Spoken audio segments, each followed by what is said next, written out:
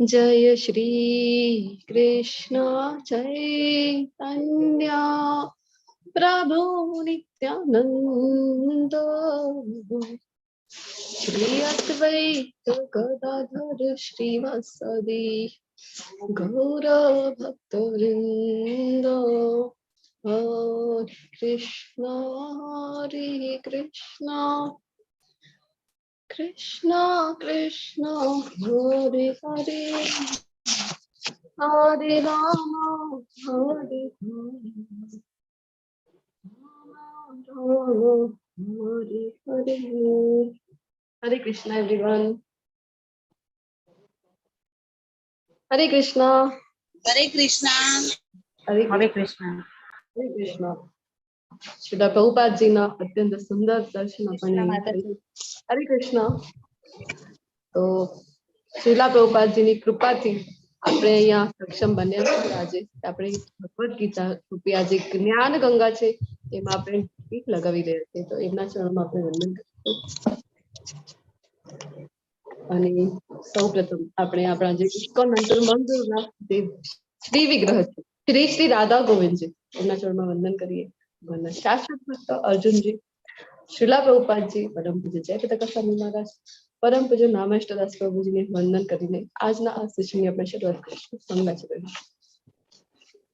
ओम अज्ञानतिमिरान्धस्य ज्ञानाञ्जनशलाकया चक्षुरुन्मीलितं येन तस्मै श्रीगुरुवे नमः।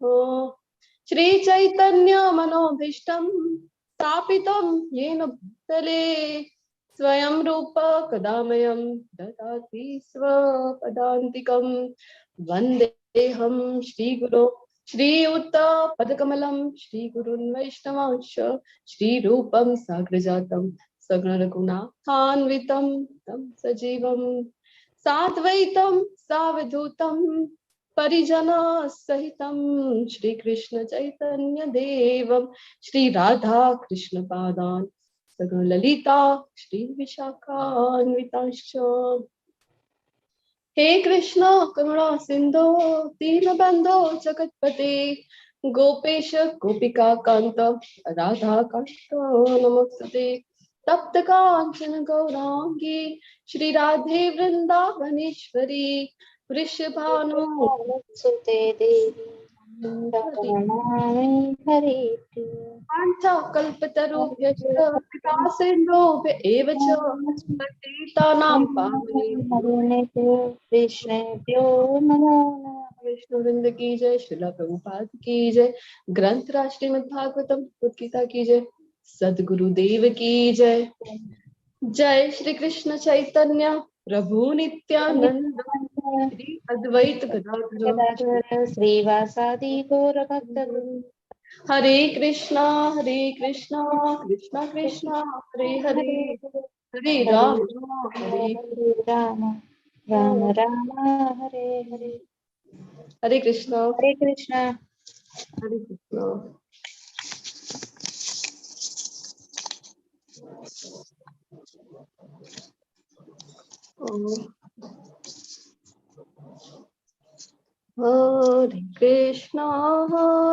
कृष्णा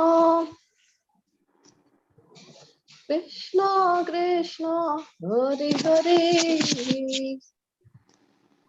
हरे राम राम राम हरे हरे। 4 અધ્યાય આપણે શીખી ગયા છીએ। આજે આપણે જઈ રહ્યા છીએ અધ્યાય 5 ની ચર્ચા કરવા। તો બધાને વિનંતી છે કે પહેલા 4 અધ્યાયના નામ જણાવો। પહેલું અધ્યાય કયું હતું?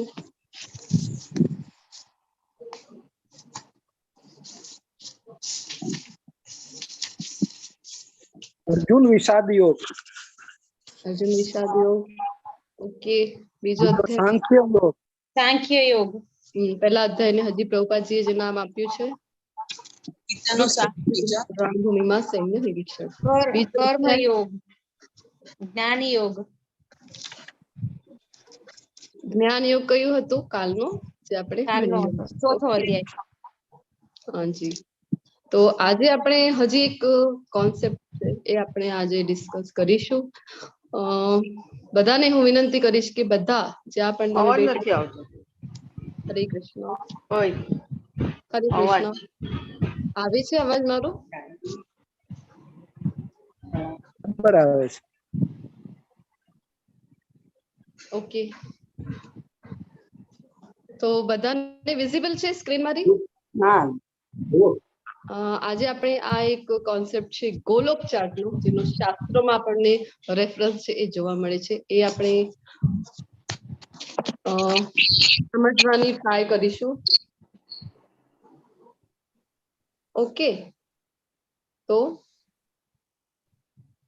જે આપણું મૂળ એડ્રેસ છે ને એ આપણે જોવાનો પ્રયત્ન કરીશું કે આપણો મૂળ એડ્રેસ છે એ કયો છે. ફૂલ સ્ક્રીન દેખાય છે મારી? હરે કૃષ્ણ. ધન્યવાદ. તો બધાને વિનંતી છે, જ્યાં પણ તમે બધા બેઠા છો પોતાના સીટ બેલ્ટ છે એ તમે ટાઈટ બાંધી લેજો, કારણ કે આપણે જઈ રહ્યા છીએ શેર કરવા. કઈ શેર કરી રહ્યા છીએ? અંતરિક્ષની. અંતરિક્ષથી પણ ઉપરની જે શેર છે, જ્યાં આપણું બધાનું મૂળ જે એડ્રેસ છે, જે આપણું પરમનન્ટ એડ્રેસ છે એ આપણે જોવા જઈ રહ્યા છીએ. ગોલોક ચાર્ટ ના દ્વારે સમજવામાં આપણને ઈઝી પડે એટલા માટે ભક્તોએ એને આ ચાર્ટના સ્વરૂપમાં બનાવેલું છે, જેના આપણે પાછળથી જોઈશું કે રેફરન્સીસ આપણને કયા કયા શાસ્ત્રોમાં મળે છે. અને આ જે ગોલોક ચાર્ટ છે એ તમને ગ્રુપમાં પણ મળી રહે છે, આની જે પીડીએફ છે, તો તમે ત્યાં પણ શાંતિથી પછી આફ્ટર ક્લાસ રીડિંગ કરી શકશો. તો આપણે જોઈશું કે આપણે જવાનું ક્યાં છે અને આપણે અત્યારે ક્યાં સિચ્યુએટેડ છીએ. આપણે બધા આપણે જવાનું છે ભગવાનનો જે ધામ છે, ગોલોક વૃંદાવન ધામ. તો ત્યાં આપણે બધા ત્યાં જ હતા એકચ્યુઅલી. અને આપણે જયારે ભગવાન સાથે ઈર્ષ્યા કરી છે કે ભગવાન તમે જ બધું ભોગવવાનું, અમારે કઈ નહીં. તો એટલા માટે ભગવાને પછી રચના કરી ભૌતિક જગતની, અને અત્યારે આપણે બધા જે ફસાયેલા છીએ આ ભૌતિક જગતમાં. તો આધ્યાત્મિક વિશ્વ હોય છે અને ભૌતિક વિશ્વ. તો આજે ગોલોક વૃંદાવન આધ્યાત્મિક વિશ્વમાં ઘણા બધા વૈકુંઠ છે. વૈકુંઠની પાછળ અલગ અલગ જે ભગવાનના ધામ છે, અને સૌથી ઉપર જે આવેલું છે એ છે ગોલોક વૃંદાવન ધામ. તો અહીંયા જે ભગવાન છે એ પોતાના મૂળ રૂપમાં છે. બધાને વિઝિબલ છે રાધા કૃષ્ણ. તો રાધા કૃષ્ણ છે ત્યાં ગોલોક વૃંદાવનમાં, અને એમની સાથે એમની અષ્ટ સખીઓ છે ત્યાં, જે રાધાજીને મદદ કરે છે ભગવાનની સેવા કરવામાં. અને ઘણી બધી જે ગોપીઓ છે, ભગવાન એટલે કે આ જે ભગવાનનું ઘર જેવો છે આ જે ગોલોક વૃંદાવન છે ને. તો ભગવાન અહીંયા પોતાના ઘરમાં આપણે હોઈએ તો કેવી રીતે હોઈએ? તો ભગવાન અહીંયા ગાયો ચરાવવા માટે જતા હોય છે. ભગવાનની જે ફેવરેટ જે કામ છે ભગવાનનું ગોચરનું. તો ભગવાન અહીંયા ગાયો ચરાવે, પોતાના જે બાળ મિત્રો છે, ગોપ મિત્રો છે, એમની સાથે રમતા હોય છે, એમની સાથે લીલાઓ કરતા હોય છે. એમની માતા છે યશોદા મૈયા, નંદ બાબા છે, એમની સાથે એમની લીલાઓ નિત્ય ચાલતી હોય છે. અહીંયા જયારે ભગવાન આવે છે ને, તો એ માત્ર એક ઝાંકી હોય છે. જે ભગવાનના ધામમાં તો ભગવાનની નિત્ય લીલાઓ સદૈવ ચાલુ હોય છે. તો ભગવાન રાધા કૃષ્ણના અહીંયા આપણને દર્શન થઈ રહ્યા છે. તો રાધાજીથી જયારે વિસ્તાર થાય છે, સૌ પ્રથમ તો કૃષ્ણથી આપણે જોઈશું કે કેવી રીતે વિસ્તાર થાય. જ્યારે રાઈટ સાઈડથી ભગવાનના જમણી બાજુથી રાઈટ સાઈડથી જયારે વિસ્તાર થાય છે, તો સૌ પ્રથમ જે વિસ્તાર છે એ થાય છે બલરામજીનો. એટલા માટે આપણે ઇસ્કોનના દરેક મંદિરોમાં બલરામજીની પણ આપણે સાથે પૂજા કરતા હોઈએ છીએ, કારણ કે ભગવાનના પ્રથમ અવતાર છે ને એ. અને બાકીના જે કંઈ પણ અવતારો છે, નારાયણ થઈ ગયા, વિષ્ણુ થઈ ગયા, જેટલા પણ ભગવાનના અવતાર થઈ ગયા, સ્વાંશ થઈ ગયા, એ બધા જ અવતારો ક્યાંથી આવે છે? તો બલરામજીથી આવે છે. અને લેફ્ટ સાઈડથી જયારે ભગવાન પોતાનો વિસ્તાર કરે છે, તો સૌ પ્રથમ જે વિસ્તાર છે એ છે શ્રીમતી રાધાજીનો. તો જેટલા પણ સ્ત્રી અવતાર છે આગળ, એ પછી રાધાજીથી અવતાર આગળ ફર્ધર વિસ્તાર થાય છે, ઇન્કાર્નેશન થાય છે. અને જે પુરુષ અવતાર છે એ આવે છે બલરામજીથી. તો આ જે બલરામજી છે, જે આપણે જોયું કે ભગવાનના રાઈટ સાઈડથી પ્રથમ વિસ્તાર પામે છે, તો બલરામજીથી સૌ પ્રથમ સંકર્ષણ, વાસુદેવ, અનિરુદ્ધ, સંકર્ષણ, અનિરુદ્ધ, પ્રદ્યુમ્ન અને વાસુદેવ, આવી રીતે 4 વિસ્તાર થાય છે. ફરીથી જે સંકર્ષણ છે એનાથી ફરીથી 4 વિસ્તાર સેમ થાય છે, સંકર્ષણ, અનિરુદ્ધ, પ્રદ્યુમ્ન અને વાસુદેવ. અને બીજા જે સંકર્ષણ છે એમનાથી જયારે વિસ્તાર થાય છે, ત્યારે ભગવાન નારાયણ રૂપે, મહાવિષ્ણુ રૂપે અને પછી એમનાથી જે કંઈ પણ બ્રહ્માંડો છે આગળ એવી રીતે વિસ્તાર પામતા હોય છે. તો અહીંયા આપણે જોયું કે આ ભગવાનનો ઘર, આ જે ચારે બાજુ તમે જોઈ રહ્યા છો, જો તો ભગવાનના જે સંકર્ષણથી 4 વિસ્તારો થાય છે, એ ચારે બાજુ આપણને અહીંયા જોવા મળી રહ્યો છે. અને પછી આ આપણે જોઈ ગયા કે આપણો મૂળ એડ્રેસ છે જવાનું આપણને અહીંયા છે, અને આપણે ક્યાં છીએ આપણે જોઈશું. ઓકે, અને એનાથી નીચે જો તમે જોશો ને તો આ યલો કલરના બધા દેખાઈ રહ્યા છે તમને, આ યલો કલરના બોલ જેવા જે દેખાઈ રહ્યા છે ને જેટલા પણ, એ બધા વૈકુંઠો છે. વૈકુંઠ ખબર છે ને બધાને, જ્યાં કોઈ કુંઠ નથી, જે બાંધતો નથી, બંધન નથી, તો એ વૈકુંઠ છે. પણ આ કેવું છે, આ ભગવાનનો ઓફિસ છે. ઓફિસે ભગવાન જ્યારે હોય છે, ઓફિસે કોઈ વ્યક્તિ છે, પ્રધાનમંત્રી છે ધારો કે, તો એ પોતાની ઓફિસમાં ત્યારે કેવો હોય છે પ્રધાનમંત્રી, એકદમ જે એનો ડ્રેસઅપ હોય છે કેવો હોય, સૂટ બૂટ પહેરીને ત્યાં પોતાના ઓફિસે હોય, અને ઘરે આવે ત્યારે કેવા પોતાના નોર્મલ જે વસ્ત્રો હોય એમાં કેઝ્યુઅલ્સમાં હોય છે કે સેમ વે આ ભગવાનની ઓફિસ છે. તો અહીંયા ભગવાન જ્યારે હોય છે ત્યારે એમનું બધું જ ઐશ્વર્યયુક્ત ભગવાન અહીંયા હોય છે કે વૈજયંતી માલા ધારણ કરેલી છે, પછી બધા શસ્ત્રો સહિત અહીંયા ભગવાન હોય છે, નારાયણ રૂપમાં અહીંયા હોય છે. અને ભગવાન બોસ છે ને, અહીંયા ઓફિસ છે તો ઓફિસનો બોસ છે ભગવાન. તો પછી એમની સાથે જે કોઈ પણ છે બધાનો એક જ રિલેશન ત્યાં હોય છે, બધા એમની દાસ્ય ભાવમાં અહીંયા પૂછતા હોય છે, કારણ કે ભગવાનનો ઐશ્વર્ય જેટલું છે તો બધા ભગવાન સામે આમ હાથ જોડીને જ હોય છે દાસ્ય ભાવમાં.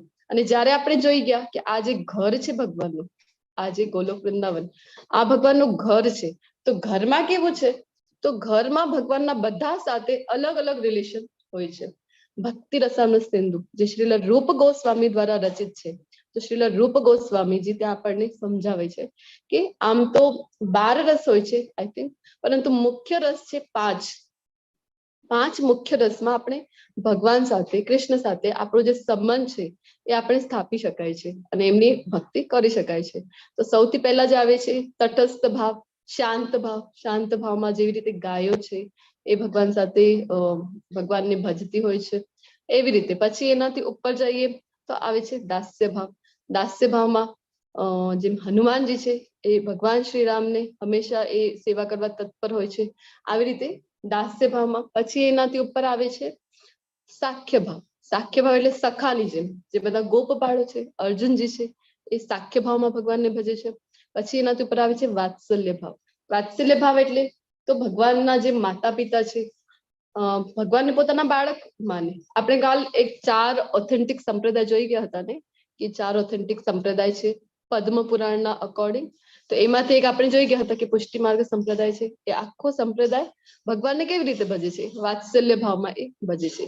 ભગવાનને નાનકડા પોતાના બાળક જ માને છે ને એવી જ રીતે એ લાલાને ભજતા હોય છે, વાત્સલ્ય ભાવ. અને સૌથી ઉપર જે આવે છે એ છે માધુર્ય રસ.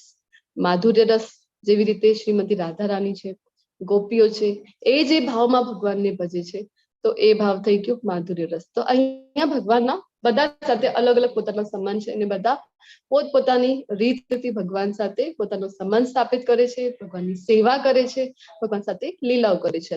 અને અહીંયા આપણે જોઈ ગયા આ જેટલા પણ યલો કલરના છે ને એ બધા શું છે, તો એ બધા જ વૈકુંઠો છે. અલગ અલગ વૈકુંઠ છે, એક જ વૈકુંઠ નથી. તો અહીંયા ભગવાન બોસ છે, તો ભગવાન સાથે એક જ રસમાં ત્યાં બધા પૂછતા હોય છે દાસ્ય ભાવમાં. અને પછી આપણે જોઈશું આ થઈ ગયું બધું આધ્યાત્મિક જગત છે.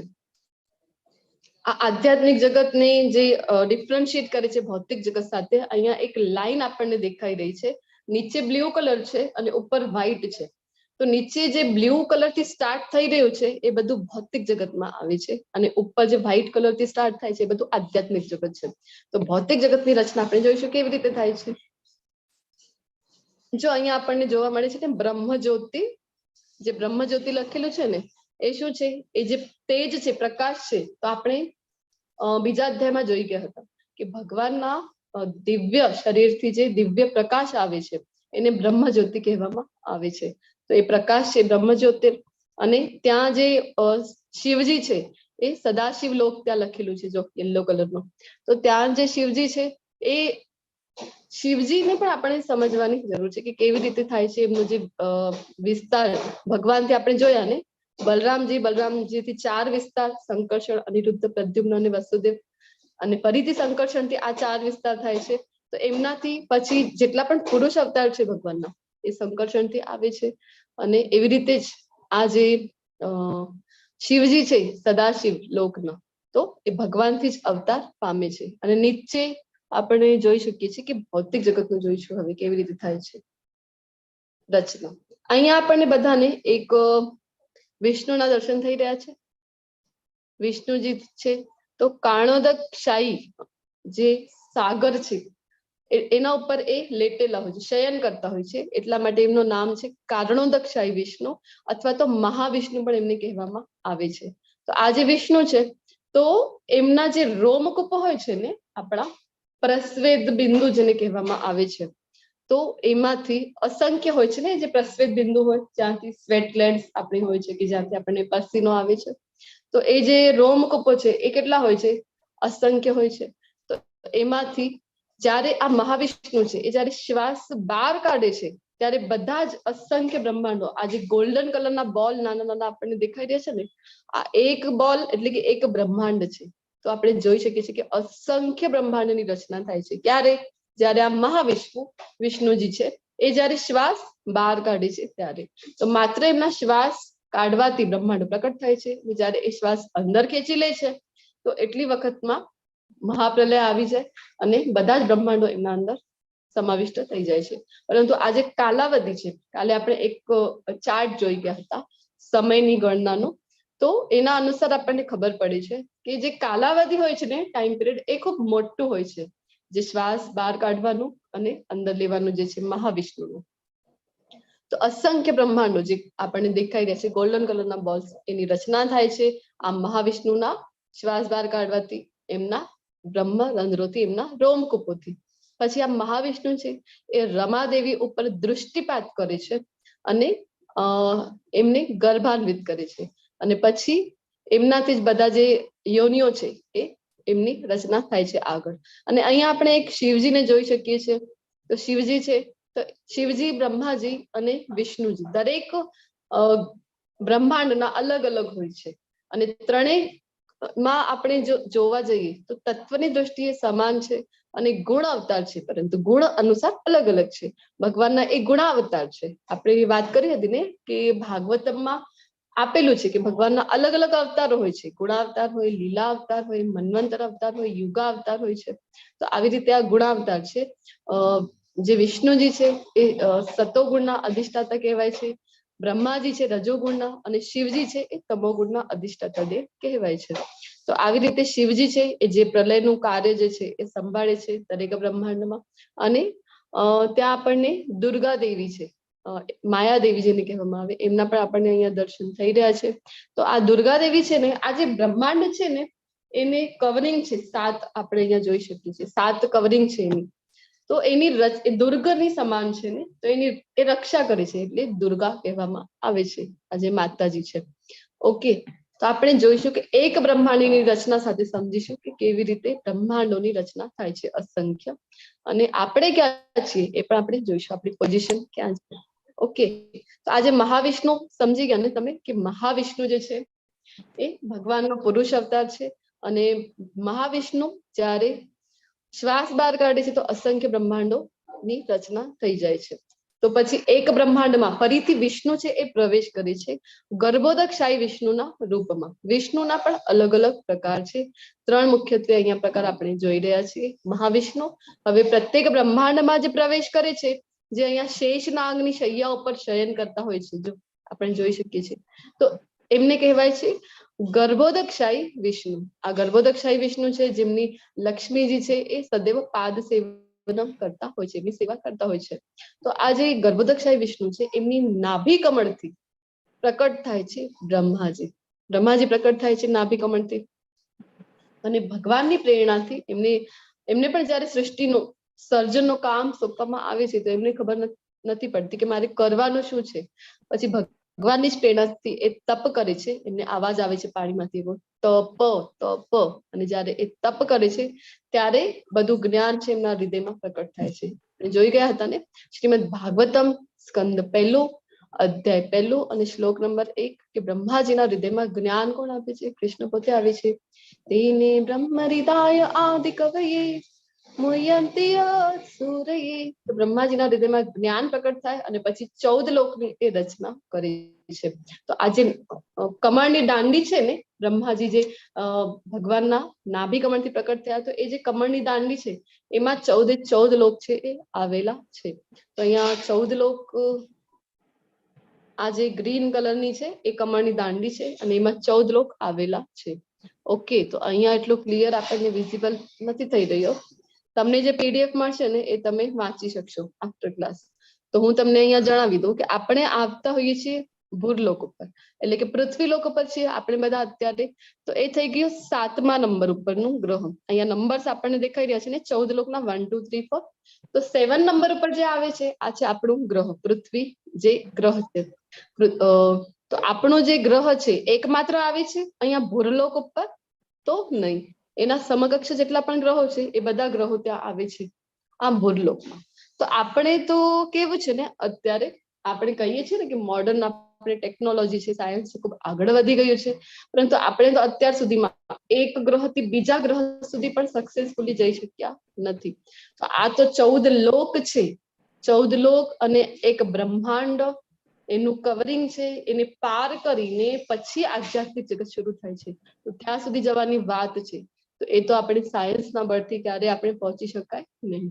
તો પૃથ્વી લોકની ઉપર, ભૂરલોકની ઉપર આવે છે 6 લોક અને નીચે આવે છે 7 લોક. આ સેન્ટરમાં કહી શકાય આપણે કે આપણે જે અત્યારે સ્થિત છીએ આપણે સેન્ટરમાં છીએ.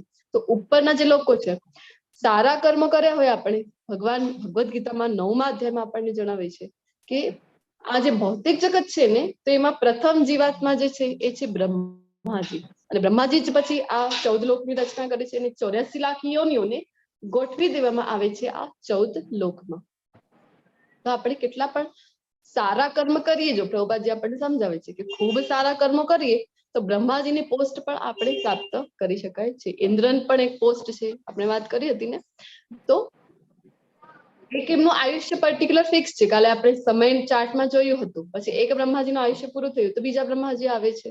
તો એવી રીતે બ્રહ્માજીની પોસ્ટ જ્યારે ખાલી છે અને ખૂબ સારા કર્મો કર્યા હોય તો આપણે બ્રહ્માજીની પોસ્ટ પ્રાપ્ત કરી શકાય.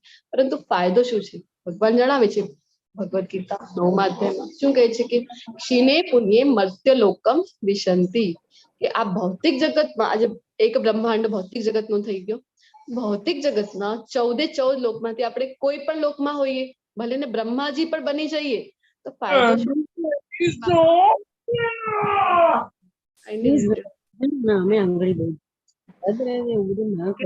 સારા કર્મો કરીએ પરંતુ આ 14 લોકમાં જ આપણે ફરતા હોઈશું. ફરીથી ક્યાં આવવાનું છે? તો આ પૃથ્વી લોક ઉપર આપણે આવવાનું છે.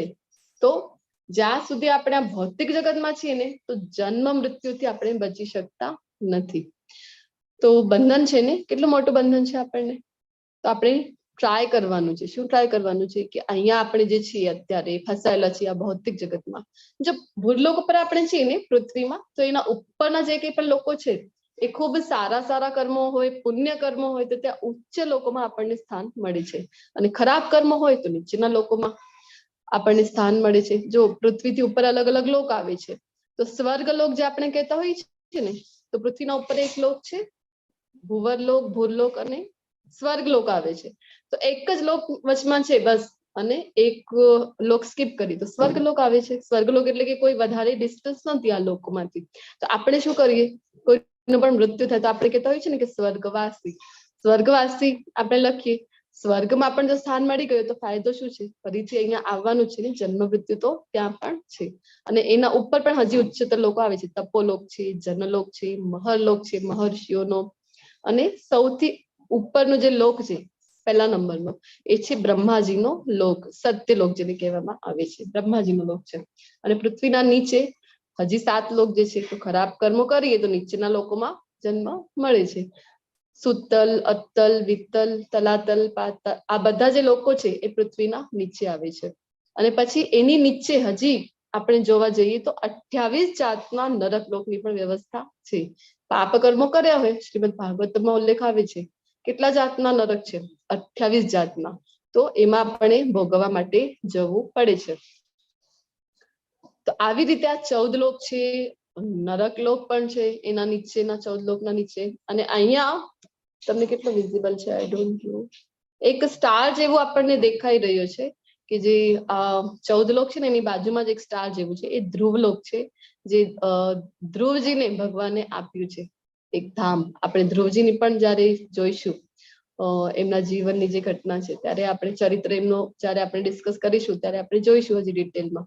તો ધ્રુવજીને ભગવાને જે આપ્યું હતું ધ્રુવલોક, અને ભગવાન એમની સાથે ત્યાં સદૈવ એમની સાથે વાસ કરે છે ક્ષીરોદક્ષાઈ વિષ્ણુના રૂપમાં.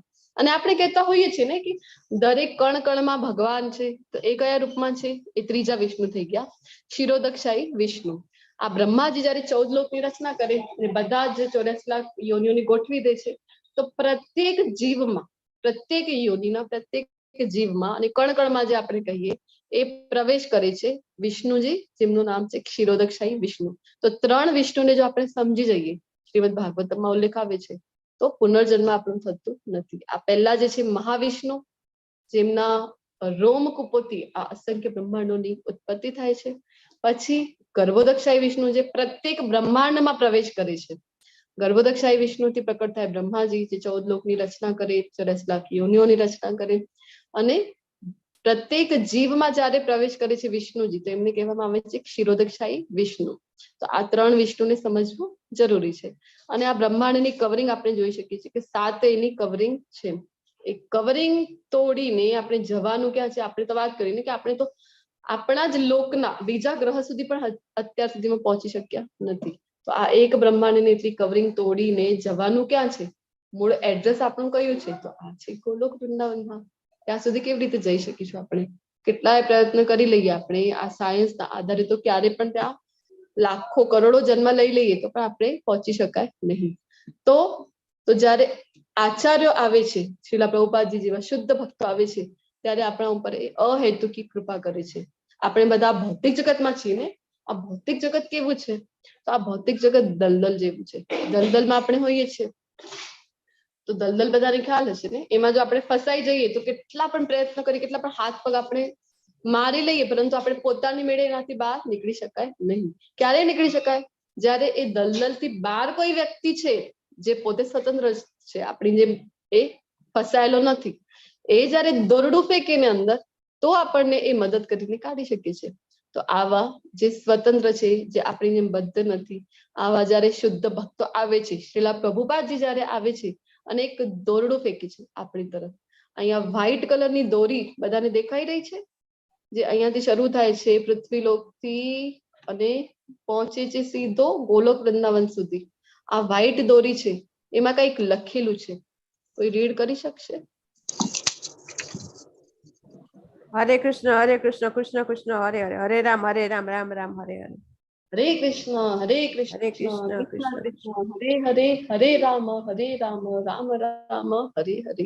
પ્રભુપાદજી આવે છે અને આપણા ઉપર કૃપા કરે છે અને આ દોરી ફેંકે છે આપણી તરફ. અને આ દોરીના સહાયતાથી એને જો પકડીને રાખીશું ને, આપણે આ મહામંત્રને એનું જપ કરીશું ને, તો આપણે અત્યારે જ આપણે એક એક લોક પાર કરી, બ્રહ્માંડને પાર કરી, પછી આધ્યાત્મિક જગત એવી રીતે જવાની આવશ્યકતા રહેશે નહીં. ડાયરેક્ટલી જ્યાં આપણે છીએ, આપણે ભૂલોકમાં છીએ, તો ભુવનલોકમાં છીએ, તો અહીંયાથી ડાયરેક્ટ આપણે જઈ શકીશું આપણા મૂળ એડ્રેસમાં. તો એટલા માટે આપણે આ જે જપ છે હરે કૃષ્ણ મહામંત્રનું કરતા હોઈએ છીએ, અને જ્યારે પણ આ મંત્ર આપણે બોલીએ છીએ ત્યારે બંને હાથ ઊંચા કરીને આપણે બોલતા હોઈએ છીએ. શું કામ?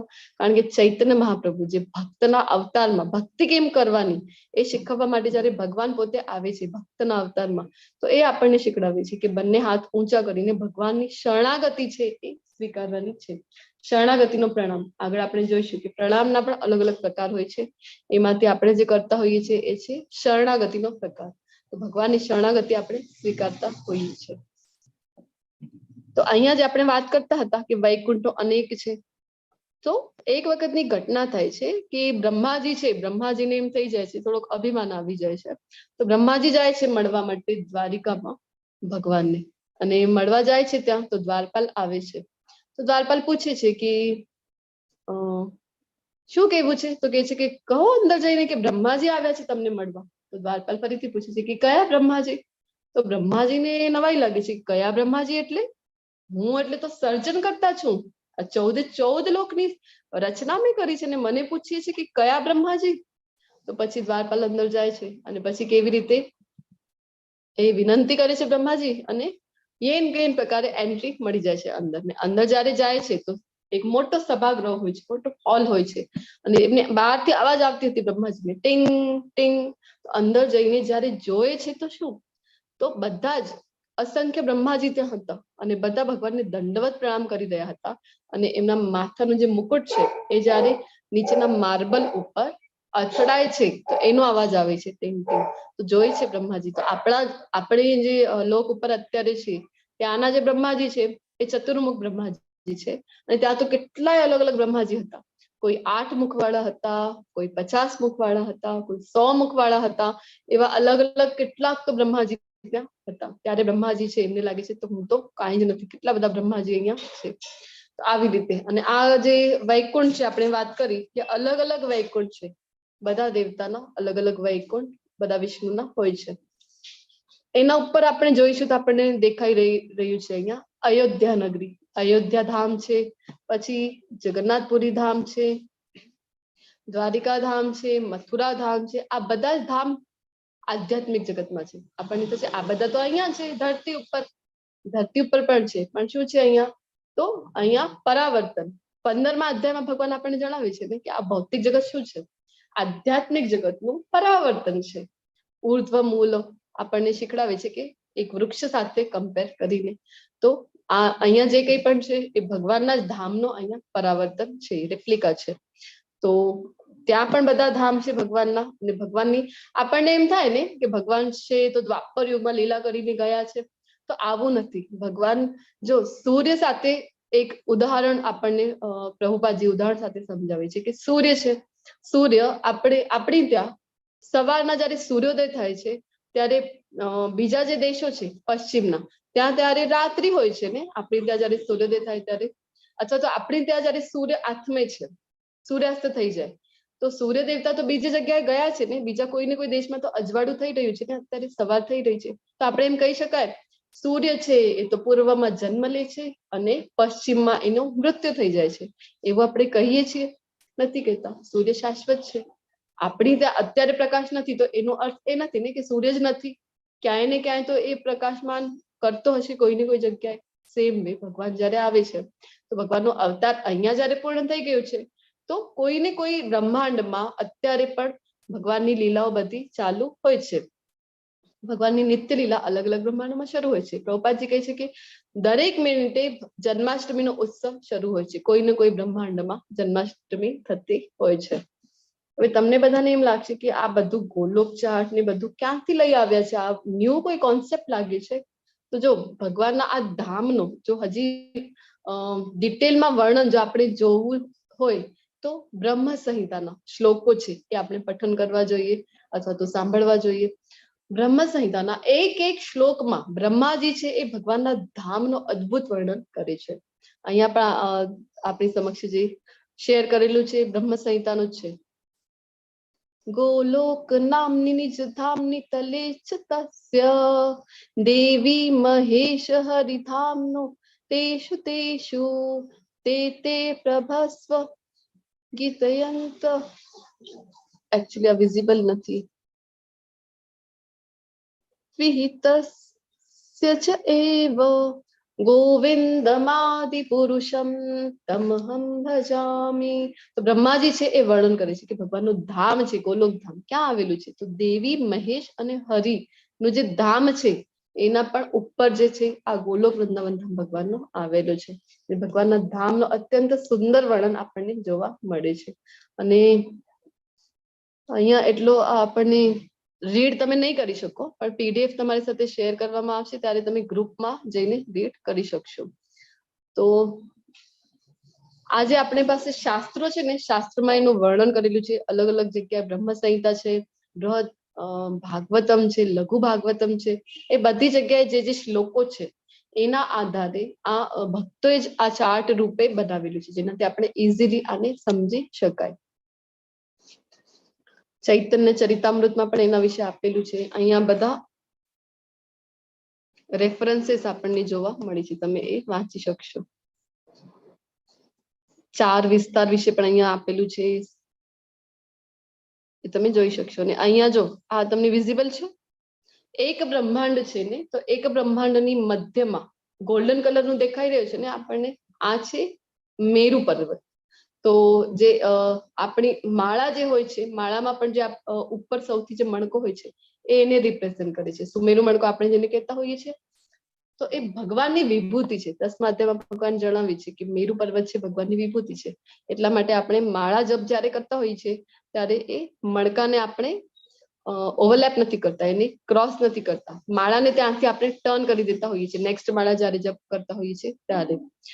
તો એ વચમાં સુમેરુ મણકો છે ને, એની આજુબાજુ આપણે જોઈ શકીએ છીએ 7 દ્વીપ છે, 7 મહાદ્વીપ અને 7 મહાસાગર. એ આપણે બધા સાંભળેલું છે ને. તો એની આજુબાજુ 7 મહાદ્વીપ છે અને 7 સાગર, અલગ અલગ સાગર આવે છે. દહીંના સાગર છે, મધના સાગર છે, દૂધના સાગર છે, એવા અલગ અલગ મહાસાગરો છે. અને આ પહેલું જ જે દ્વીપ છે એ છે જમ્બુ દ્વીપ. તો આપણે બધાએ સાંભળેલું છે ને, લવ અને કુશ જ્યારે રામાયણમાં એનું વર્ણન કરે છે, જમ્બુ દ્વીપે ભારત ખંડે આર્યાવર્તે ભારત વર્ષે. તો આ જમ્બુદ્વીપ જે છે, તો આ જમ્બુદ્વીપ છે જેના ઉપર આપણી પૃથ્વી લોક જે છે એ આવેલું છે. અને પછી એક મહાસાગર, પછી ફરીથી દ્વીપ, ફરીથી મહાસાગર, એવી રીતે રચના હોય છે એક બ્રહ્માંડની.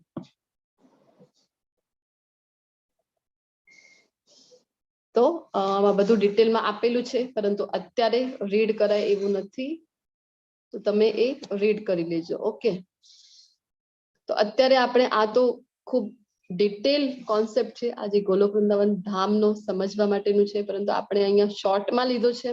લેવલ 1 નો ક્લાસ છે, તો શોર્ટમાં આપણે લેતા હોઈએ છીએ, જેનાથી આપણને ખબર પડે કે અત્યારે આપણી પોઝિશન છે એ કઈ છે અને આપણે જવાનું ક્યાં છે. આપણે બધા અહીંયા ફસાયેલા છીએ ભૌતિક જગતમાં, અને આપણે જવાનું છે અહીંયા જે ભગવાનનું ધામ છે, ગોલોક વૃંદાવન ધામ, ત્યાં આપણે જવાનું છે.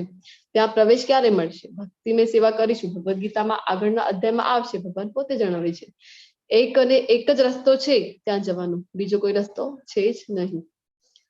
ઓકે, તો હજી કોઈને કઈ પ્રશ્ન હશે તો તમે નોટ ડાઉન કરી રાખો ગોલોક ચાર્ટ થી રિલેટેડ. તો આપણે આ સેશનના એન્ડમાં લઈશું. હવે આપણે શરૂઆત કરીશું આજના આપણા અધ્યાયની.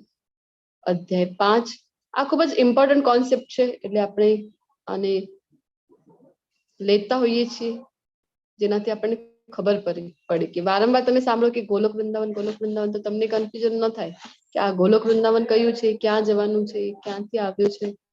એટલા માટે આપણે આજે ચર્ચા કરી છે. તો હવે શરૂઆત કરીશું આજના અધ્યાયની. કર્મ યોગ જેનું નામ છે. ફરીથી કર્મયોગ, પહેલા તો થઈ ગયો છે કર્મયોગ. કયો અધ્યાય હતો કર્મયોગનો? ત્રીજો અધ્યાય. ત્રીજો. રાઈટ. ઓકે, તો ફરીથી આવી રહ્યો છે કર્મયોગ, પરંતુ ફરક છે આપણે જોઈશું. કૃષ્ણ ભાવનાયુક્ત કર્મ, જેને પ્રભુપાદજી નામ આપે છે.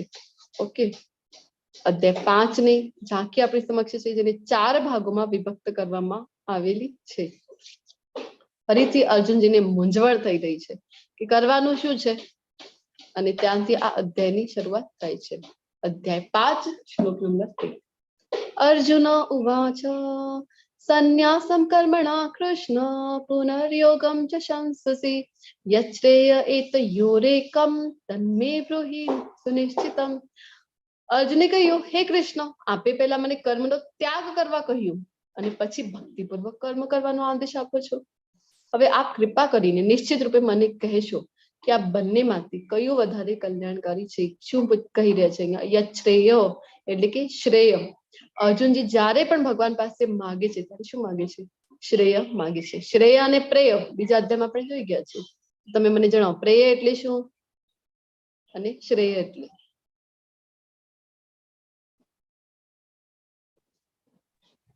પ્રેય એટલે ટૂંકા ગાળાનું અને શ્રેય એટલે લાંબા ગાળાનું કરીએ. હા, યસ માતાજી, થેન્ક યુ. પ્રેય એટલે કે ટૂંકા ગાળાનો જે ફાયદો છે, શોર્ટ ટર્મ બેનિફિશિયલ જે છે આપણા માટે લાભકારી, અને શ્રેય એટલે જે લાંબા ગાળાનું આપણા માટે જે ફાયદાકારક છે એ. તો અર્જુનજી જ્યારે માગે છે ભગવાન પાસેથી ત્યારે હંમેશા શ્રેય માગે છે. તો પૂછી રહ્યા છે અહીંયા ફરીથી, શું કામ આ જે ગેરસમજ છે, આ જે કન્ફ્યુઝન છે અર્જુનજીને ફરીથી થઈ રહ્યું છે? કારણ કે અત્યાર સુધીમાં જે થઈ ગયું છે, બીજા અધ્યાયના શ્લોક નંબર 11 થી 30 સુધીમાં શું કીધું હતું? ભગવાન દ્વારા કયું જ્ઞાન આપવામાં આવ્યું હતું? કે આત્માનું જ્ઞાન. આપણે શરીર નથી, આત્મા છીએ, આ જે જ્ઞાન આપ્યું હતું. તો અર્જુનજીને તો આમે યુદ્ધ કરવું જ નહોતું. તો આત્મા છું, તો આત્માને તો કોઈ કાર્ય હોતું નથી. તો એટલે અર્જુનજીને તો સારું થયું કે યુદ્ધ કરવું નથી. પછી ત્રીજા અધ્યાયની જયારે શરૂઆત, પછી હજી બીજા જ અધ્યાયમાં 31 થી લઈને 37 સુધી આપણે વાત કરી હતી ને કે બીજો અધ્યાય એટલે કે ગીતાનો સાર છે. એટલે કે જે જે વિષયો ભગવદ ગીતામાં આગળના અધ્યાયમાં આવવાના છે એની ઝાંખી અહીંયા પ્રસ્તુત કરવામાં આવી છે. એટલા માટે પ્રભુપાદજી નામ આપે છે ગીતાનો સાર. તો શુષ્ક માનસિક અટકળો કરતા ભક્તિમય સેવા શ્રેષ્ઠ છે એ જયારે ભગવાન જણાવે છે, અર્જુનજીને ગેરસમજ થાય છે. તો બીજા જ અધ્યાયમાં હજી આગળ જયારે જણાવ્યું હતું 31 થી 37 નંબરના શ્લોકમાં કે નિયત ફરજ તો આપણે કરવી જ પડે છે. પછી આગળ 42 થી 45 માં શું જણાવ્યું હતું? કે ફળદાયી પ્રવૃત્તિઓને લીધે આત્મા ફસાઈ જાય છે. ફસાઈ જાય છે તો કરવી જ નથી પ્રવૃત્તિ, એવું અર્જુનજીને લાગી ગયું. પછી 46 થી 53 માં શું જણાવ્યું? કે ભક્તિમય સેવા દ્વારા ઉપાધિથી છૂટવાની પ્રક્રિયા સમજાવી હતી. બધું શોર્ટમાં ત્યાં સમજાવ્યું હતું ને. ત્રીજો અધ્યાયમાં શ્લોક નંબર, પછી ત્રીજા અધ્યાયની જયારે શરૂઆત કરી હતી ભગવાને, તો પછી 17 અને 18 માં શું જણાવ્યું હતું? કે જ્ઞાનમાં જયારે વ્યક્તિ રહે છે તો એના માટે કોઈ ફરજ રહેતી નથી. તો અર્જુનજીને એમ થાય છે જ્ઞાની તો હું છું, હું એ જ્ઞાનમાં જ આગળ વધુ ને, તો પછી આમે યુદ્ધ કરવું નથી. તો અર્જુનજીને તો થાય છે કે તો પછી મારા માટે કોઈ ફરજ નથી, યુદ્ધ કરવાની કોઈ આવશ્યકતા નથી. ફરીથી જયારે અધ્યાય 4 માં જણાવ્યું હતું શ્લોક નંબર 33 માં કે તમામ પ્રકારના જે ત્યાગ કાર્ય છે એ જ્ઞાનમાં પરિણમે છે. તો હવે ત્યાગ છે એ જ્ઞાનમાં જ પરિણમે છે. અને ચોથા અધ્યાયમાં જયારે દિવ્ય જ્ઞાન આપ્યું તો છેલ્લે શું કહી દીધું ભગવાને આટલું બધું જ્ઞાન આપીને? કે ઉભો થા અને યુદ્ધ કર. તો ફરીથી હવે અર્જુનજીને કન્ફ્યુઝન થઈ રહ્યું છે કે કરવાનું શું છે? બધું છોડી દઉં, ત્યાગ કરી દઉં કે યુદ્ધ કરું? જે મારું ફરજ છે ક્ષત્રિય તરીકે શું કરવું જોઈએ મારે કઈ સમજણ પડતી નથી. તો આવી જ રીતે ફરીથી એક્શન કે નોલેજ બંનેમાંથી કયા રસ્તે હું આગળ વધું? હવે તમારી માટે પ્રશ્ન છે કે કયું સારું છે આ બંનેમાંથી? કર્મ સંન્યાસ, કર્મને છોડીને જતા રહેવાનું, હિમાલયની ગુફામાં જતા રહેવાનું, આવી રીતે ધ્યાનમાં આગળ વધવાનું, અથવા તો કર્મયોગ કરવું? કયું સારું છે? કર્મયોગ કરવો. કર્મયોગ. અધ્યાયમાં ભગવાને સમજાવ્યું હતું ને આપણને કે આવી રીતે કર્મ કઈ વસ્તુથી લેવાનું છે? મનથી, ઇન્દ્રિયોથી જે છે એ સંન્યાસ લેવાનું છે. આપણે કર્મેન્દ્રિયથી નહીં, પરંતુ જે આપણી સેન્સ ઓર્ગન્સ છે એનાથી સંન્યાસ લેવો જોઈએ. હવે ભગવાન છે એ શંકા દૂર કરી રહ્યા છે અર્જુનજીની. શું કહે છે? શ્રી ભગવાન વાચ સંન્યાસ કર્મ યોગશ્ચ નિશ્રેય સકરાપુભો તયોસ્તુ કર્મ સંન્યાસાત કર્મયોગો વિશિષ્યતે. પુરુષોત્તમ પરમેશ્વરે ઉત્તર આપતા કહ્યું મુક્તિ માટે તો કર્મનો ત્યાગ અને ભક્તિયુક્ત કર્મ બંને ઉત્તમ છે. મુક્તિ એટલે જન્મ મૃત્યુથી જે મુક્તિ છે એ મુક્તિ માટે બંને બે ઓપ્શન છે. તો બંને ઠીક છે, બંને સારા છે અર્જુનજીને જણાવી રહ્યા છે. પરંતુ આ બંને પૈકી કર્મના પરિત્યાગ કરતા ભક્તિયુક્ત કર્મ શ્રેષ્ઠ છે. ભગવાન પોતાનું મત અહીંયા આપી રહ્યા છે કે ભગવાન પોતે, હવે ઘણા બધા લોકો છે ને એમને એમ થાય કે પ્રભુપાદજીએ કોઈ પણ અધ્યાય લઈ લો ભગવદ ગીતાનો, ભલે બીજો અધ્યાય હોય, ત્રીજો કર્મયોગ છે, કર્મયોગમાં પણ ભક્તિ મૂકી દે છે. જ્ઞાન યોગ જયારે શરૂ થાય છે એમાં ભક્તિ, અષ્ટાંગ યોગનો જ્યાં છે, ધ્યાન યોગનો જ્યાં છે ત્યાં પણ ભક્તિ મૂકી દે છે. તો આ શંકા આપણી જે છે ને એ છઠ્ઠા અધ્યાયમાં દૂર થઈ જશે. કારણ કે છઠ્ઠા અધ્યાયનો જે લાસ્ટ શ્લોક છે 47 નંબરનો, ત્યાં ભગવાન પોતાનું કન્ક્લુઝન આપી દે છે. તો અહીંયા પણ ભગવાન પોતાનો મત આપી રહ્યા છે. તો ભગવાનને જે અર્થ છે, ભગવદ ગીતાનો જે સાર છે, ઘણા બધા લોકો છે ને જે બીજા અધ્યાયનો શ્લોક આપણે જોયું હતું કર્મણ્યેવાધિકારસ્તે મા ફલેષુ કદાચન, કે ભગવાને કીધું હતું કે કર્મ ફળની ચિંતા કરવાની નથી, કર્મ ફળ પ્રત્યે અનાસક્ત રહેવું છે. તો ઘણા બધા લોકો શું કે ભગવદ ગીતાનો સાર આ જ છે, પરંતુ આ ભગવદ ગીતાનો સાર નથી. ભગવદ ગીતાનો સાર શું છે? મન્મના ભવ મદ ભક્તો મધ્યાજી મામ નમસ્કુરુ. ભગવાન પોતે જયારે કહે છે, ભક્તિ વિશે જયારે આપણને સમજાવે છે, ભગવાન ઈચ્છે છે કે આપણે એમની ભક્તિની સેવા કરીએ, આ ભગવદ ગીતાનો સાર છે. અને આ જ્ઞાન છે એ કેવું છે? તો રહસ્યમય આ જ્ઞાન છે. કોણ સમજી શકશે? આપણે જોયું હતું કે ચોથા અધ્યાયમાં ભગવાનને જણાવ્યું કે કોણ સમજી શકે છે આ જ્ઞાન? તો ભક્તો અસીમે સખા ચેતી. આ પાત્રતા તમે ધરાવો ત્યારે જ તમે આ જ્ઞાનને, જે રહસ્યમય જ્ઞાન છે, એને સમજી શકાશે. અધરવાઇઝ ક્યારે પણ ભગવદ ગીતા સમજવામાં આપણે આવશે નહીં. તો ભગવાન અહીંયા પોતે કહી રહ્યા છે કે ભક્તિયુક્ત કર્મ છે એ શ્રેષ્ઠ છે. તો ધર્મના 6 પ્રકારો અહીંયા આપવામાં આવેલા છે, જે શાસ્ત્રો અનુસાર. વિધર્મ પહેલો જે છે, એટલે કે અધર્મ, જે શાસ્ત્રોમાં જેનું વર્ણન નથી એવા બધા કર્મો કરવા, ખોટા કર્મો કરવા, એ થઈ ગયો વિધર્મ. પછી આવે છે પરાધર્મ, ધાર્મિક સિદ્ધાંતો જેના માટે અયોગ્ય છે એ પરાધર્મ. ઉપધર્મ, અન્યને ભૌતિક રીતે મદદ કરવી, જે આપણે કરતા હોઈએ છીએ ને, સારા કર્મો જેને કહીએ કે પુણ્ય પ્રાપ્ત કરવા માટે, એ ઉપધર્મ. પછી ચલાધર્મ કે છેતરપિંડી ધર્મ, જે શકુની મામાનો જે ધર્મ છે. પછી ધર્મ આભાસ, દંભી ધર્મ અથવા તો સિદ્ધાંતો જે ધાર્મિક દેખાય છે પણ હોતા નથી, ધર્મનો આભાસ છે. સૌથી ઉચ્ચ જે ધર્મનો પ્રકાર છે એ છે પરોધર્મ, જે આત્માનો, આપણી આત્માનો શાશ્વત ધર્મ છે એ. તો તમારી માટે એક પ્રશ્ન આવી રહ્યો છે કે શું માનવ સેવા એ માધવ સેવા સમાન છે?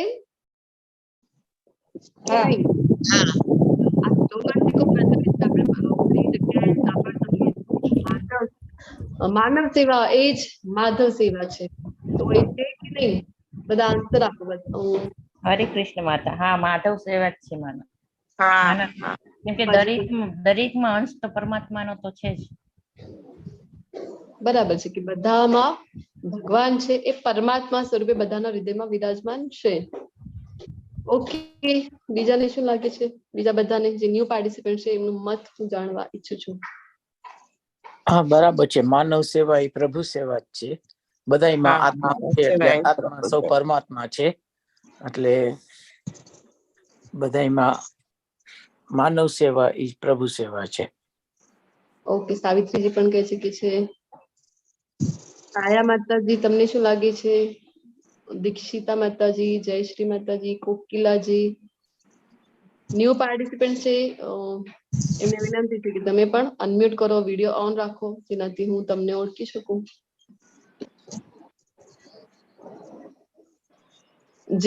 જેમને અનમ્યુટ કરીને બોલવું શક્ય નથી એ ચેટ બોક્સમાં પણ પોતાનો આન્સર છે એ લખી શકે છે, યસ ઓર નો કરીને. ઓકે, બોલો ન્યૂ પાર્ટિસિપન્ટ બધા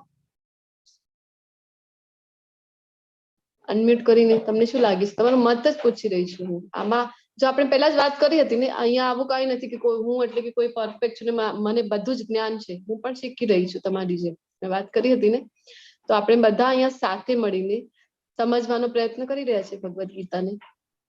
દિનેશ પ્રભુજી લખે છે યસ. ઓકે, તો આપણે બધાએ પોતપોતાના મત આપી દીધા છે. હવે આપણે શાસ્ત્રોની દ્રષ્ટિએ જોવાનું અને સમજવાનો પ્રયત્ન કરીશું. પુષ્પાજી લખીએ છીએ yes. Okay, thank you for your responses. Okay, Dikshitaji લખીએ છીએ યસ. ઓકે, તો અહીંયા એક ખૂબ સુંદર ઘટના છે શ્રીમદ ભાગવતમની. નૃગ રાજાની ઘટના જેને કહેવામાં આવે છે. શ્રીમદ ભાગવતમમાં પ્રસંગ છે. તો નૃગ રાજા છે એ પણ ખૂબ મોટા સમ્રાટ હોય છે અને ઘણું મોટું રાજ્ય હોય છે એમનું, અને રોજ દાન ધર્મ કરે એવું એમનું નિયમ હતું કે રોજ દાન કરે. શું કામ? કારણ કે આપણે બધા પણ જયારે દાન કરતા હોઈએ છીએ ત્યારે એક ભાવના આપણા બધાના મનમાં કેવી હોય છે કે આ જન્મમાં તો ઠીક છે, બધું ભગવાનની દયાથી બધું સારું છે મારે, પણ નેક્સ્ટ જન્મ માટે પુણ્યનું ભાથું હોવું જોઈએ ને, આવું આપણે વિચારીને દાન ધર્મ જનરલી કરતા હોઈએ છીએ. નૃગ રાજાને એવું હતું કે આ જન્મમાં તો મારી પાસે આટલું મોટું રાજ્ય છે, રાજા છું હું, પરંતુ નેક્સ્ટ જન્મમાં શું થશે મારું? આ બધું મને આ ઐશ્વર્ય છે એ મળશે કે નહીં? તો એટલા માટે એ આ ભાવનાથી દાન કરે છે. રોજનો એમનો નિયમ હતો કે દાન કરવાનું, બ્રાહ્મણોને દાન કરે. કેટલું દાન કરે? તો રોજની 1,00,000 ગાયોનું એ બ્રાહ્મણને દાન કરે. એ 1,00,000 ગાયો એટલે કેવી ગાયો? તો એમના જે શિંગડા છે એ સોનાથી મળેલા એમના શિંગડા હોય, અને રેશમી વસ્ત્રોથી જે સજાવેલી હોય છે, અલંકૃત હોય છે, જે બધા ઘરેણા છે એ સોનાના પહેરાવેલા હોય છે, પગની ખરી જે છે ગાયોની એ ચાંદીની હોય છે. આવી 1,00,000 ગાયોનું રોજ દાન કરતા હતા આ નૃગ રાજા છે એ. એક દિવસ એવું જ થાય છે કે દાન કરે છે એક બ્રાહ્મણને, પછી એ બ્રાહ્મણ પોતાની ગાયો લઈને જતો રહે છે ઘરે, અને ઘેર જાય છે તો પછી જયારે જોઈ છે ને બીજા દિવસ, તો એક ગાય ઓછી દેખાય છે. તો બધાને પૂછતો જાય છે. હવે એ જમાનામાં સીસીટીવી નહોતા, તો બધાને પૂછે છે કે આવી આવી એક ગાય મારી અહીંયાથી કોઈએ જોઈ છે જતી વખતે? તો એક માણસ એને જણાવે છે કે હા જોઈ છે અમે, આ રાજાની જે ગૌશાળા છે ને એ બાજુ એ જતી હતી. તો પછી ફોલો કરતા કરતા એ જે બ્રાહ્મણ છે એ પહોંચી જાય છે, અને ત્યાં રાજા પોતાના નિત્યક્રમ અનુસાર દાન કરી રહ્યા હતા. તો બીજા બ્રાહ્મણને એ દાન કરી રહ્યા હતા 1,00,000 ગાયનું, અને જે એક ગાય હતી પહેલા બ્રાહ્મણની એ મિક્સ થઈ ગઈ હતી જે રાજાની બીજી ગાયો હતી એમાં, અને રાજાથી એ બીજા બ્રાહ્મણને દાનમાં અપાઈ ગઈ. અને પહેલો બ્રાહ્મણ છે એ જઈને ક્લેમ કરે છે કે આ તો મને તમે આપી હતી દાનમાં, તો આ ગાય તો મારી થાય, તો મને મારી ગાય જોઈએ. એક બ્રાહ્મણને તમે દાન આપો છો અને એ લઈને તમે બીજા બ્રાહ્મણને આપો, આ તો કોઈ સારું ન કહેવાય, આ તો બરાબર નથી, યોગ્ય નથી આ. તો પછી બીજો બ્રાહ્મણ કહે છે કે ના, આ તો હવે મને દાનમાં મળી ગઈ છે, તો આ તો મારી ગાય છે. તો આવી રીતે ઘટના જયારે બને છે, તો આ ઘટનાથી નૃગ રાજા છે એ ખૂબ જ સ્ટ્રેસ થઈ જાય છે. એમને લાગે છે કે આ તો ખોટું કામ થઈ ગયું મારાથી, બરાબર છે. એક બ્રાહ્મણને આપેલી દાનમાં જે ગાય છે એ હું બીજાને કેમ આપી શકું? તો પહેલા બ્રાહ્મણને કહે છે કે આના બદલામાં ને હું તમને બીજી 1,00,000 ગાયો આપું છું, મને ક્ષમા કરી દો. તો પહેલો બ્રાહ્મણ કહે છે કે હું કઈ તમને લાલચુ દેખાઉં છું? મને તો મારી જ ગાય જોઈએ છે. આ જયારે ઘટના બને છે ને તો ખૂબ દુઃખી થઈ જાય છે આ નૃગ રાજા છે. એમને થાય છે કે મારાથી તો ભૂલ થઈ ગઈ છે, ખૂબ દુઃખી થઈ જાય છે. ને થોડાક સમય પાછળ એમનું મૃત્યુ થઈ જાય છે.